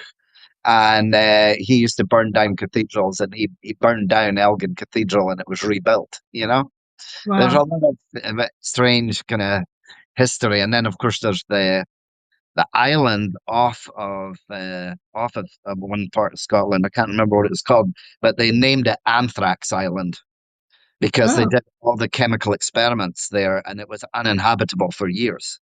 And oh, somebody went in and tried to clean it up. And a friend of mine, Malcolm McWatt, he does songs about it on one of his albums. He has a song about Anthrax Island, and he has a song about the Wolf of Badenoch as well.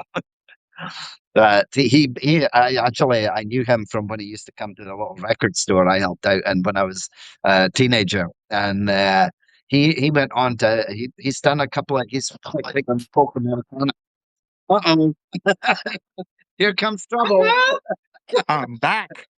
welcome back. Where are you? Eh?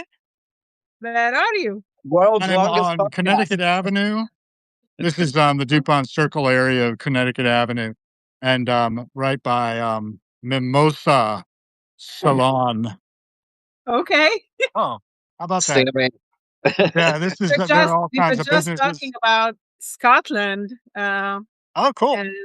and talking about castles and ruins. And I was there a few years ago, and I loved that. And Lee was just sharing his experiences as growing up there. Now there's a castle-like place over here. See that? Oh Yeah. yeah. Yeah, that's a pretty fancy building. It was in Captain America: Winter Soldier. If you ever saw that movie, that's the apartment building he lived in. Steve Rogers lived in there, supposedly. Anyway, Nick Fury got shot in there. So I just finished my interview at Daily Provisions. They're going to have me do a trail on Monday from 10 to 1. That's about 3 hours of trailing Okay. around. And I don't know if I don't trip over my feet, maybe I'll be all right. Sounds have a good. white Well, shirt, we are a little good rooting look. for you. Yes. Yeah, I mean, it'll be a good thing to have a paycheck that's regular, as Yeah. opposed to depending on my 22 subscribers, including my founding subscriber and chairman of my board of directors, Eric Knudsen. But yeah, my paid subscribers are most valued because they are my board of directors. Sometimes they actually try to direct me. That didn't go well. No, I can imagine. Yeah. Tell me to I bump my used to sneezes. I We used to got be like that with some 145 people have been here. I know. And I don't even know how long you guys were on before I joined. This is what and we should call up the Guinness Book of Records. We could be having the world's longest podcast. Well, we are going for 2 hours and 5 minutes so far. Really? Oh my God. Yeah, well, if you need to wrap it up, this is Gabriella's, so when she's done, we're done. Yeah, Yeah, it's I like it's to consider 9:20. It's 9:20 over here in Hungary right well, now. Well, I'm so very happy that's to have you do yours this 3:20 time. I here. think that's really kind of cool. Yeah. And Lee, thank you for joining us too. Did you get anybody else to join, or did Origin at Yes, that time? yes. Yeah, she joined and then Yes. her camera froze. Yeah, it was really cool. She joined. We talked a little bit, and then her camera went off. But then we heard all kinds of funny the homestead in the Farmyard background, pigs noises. and roosters. And We could hear them more than her. What was it you heard? I couldn't hear. What's that? What was it you were hearing? I couldn't hear. Roosters and what I don't know, some farmyard animals of some Oh kind. yes, yes. She's got pigs. She's got roosters for cows, sure. chickens. Oh, Rooster. wow. Yeah, that rooster really does cut up when she's outside. She was inside for our talk this morning, and we had Snickers, her cat, and Yeah. a dog that belongs to her mother. And I've got to shout her. Pico's been quiet today, so my bird.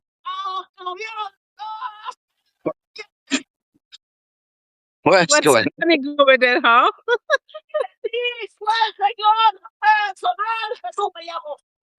I don't know. Okay.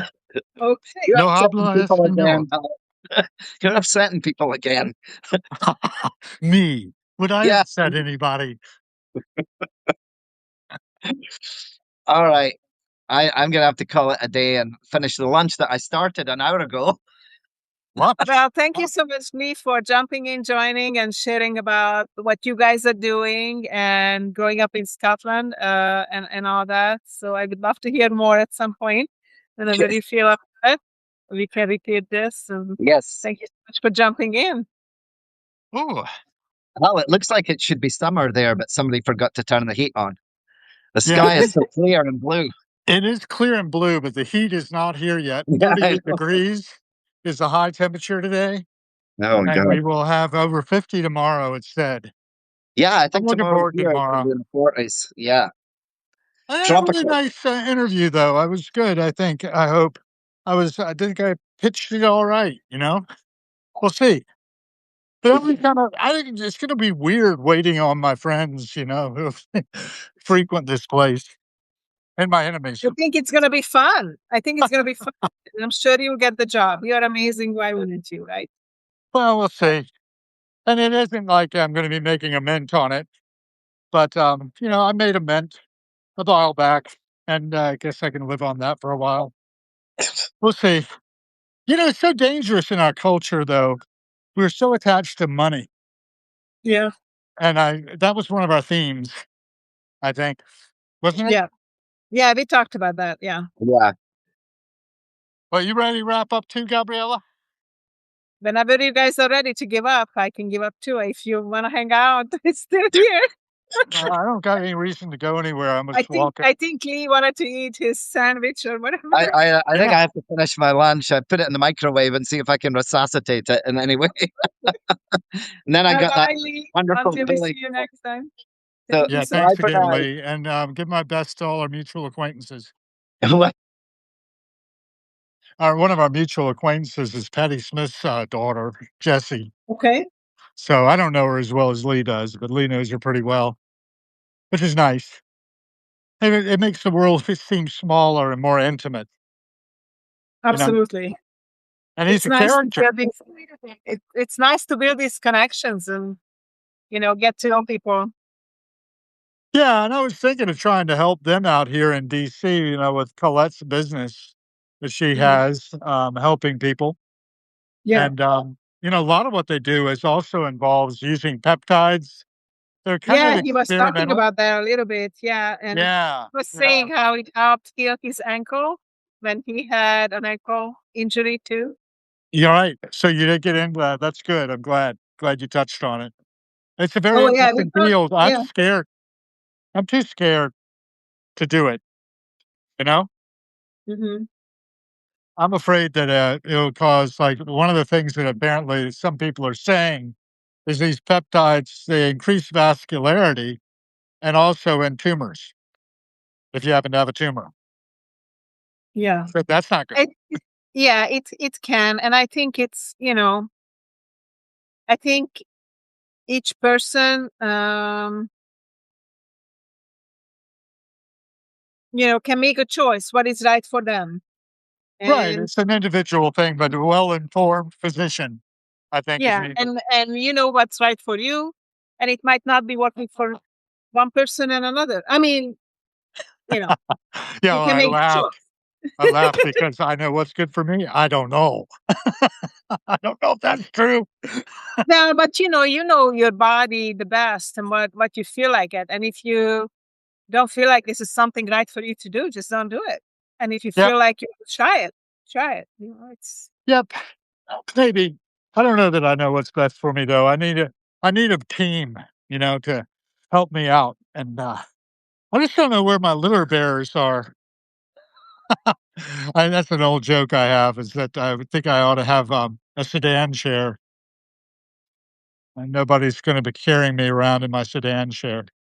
You but know what those are, right? it's also good to have a team around you who can inform you about stuff. So I mean, I sort of do. I mean, we do, we make our relationships with people one conversation at a time. And you've been so generous today with your time. First with your, what was the guy's name that you were interviewing earlier? oh, Rue McHenry. Yeah. Well, that was very nice. And I was really impressed when you were telling me a little bit more about his story and It's things he an went amazing. through. I mean, you would love him. He's amazing. Yeah. Yeah. It's noisy out here. I probably ought to let you go. You've been on the phone a long time today. But Yeah, thank you for that generosity. of course. And we'll do this again. Thank you so much for joining again, you know, and introducing me to Lee and Origin. That was great that they could jump in and share about themselves a little bit and stuff. Yeah. Yeah. We're all becoming one big happy family here. This is my place here. Oh, perfect. Well, welcome And home. I am almost into the turn around so you can see the courtyard. Oh, There's the nice. courtyard. Got a Okay. little Japanese maple. We used to have a crab apple here, Hmm. but that died. It got too big and just had to be cut down. A rat had made its home underneath of its trunk. Oh, okay. That wasn't really good, but at least No, the rats are not in the house. but it's a pretty building. It is. It's built in 1904, so I don't think it's going anywhere. That's good. Historic now. I'll let you go. But thank you. Okay. All right. Bye now. We'll talk again soon. Okay. Take care. Thank you for everybody who joined us today. And have a great day, guys. Until I don't next see time. I don't see a leave button. You'll just have to leave and then I'll go away.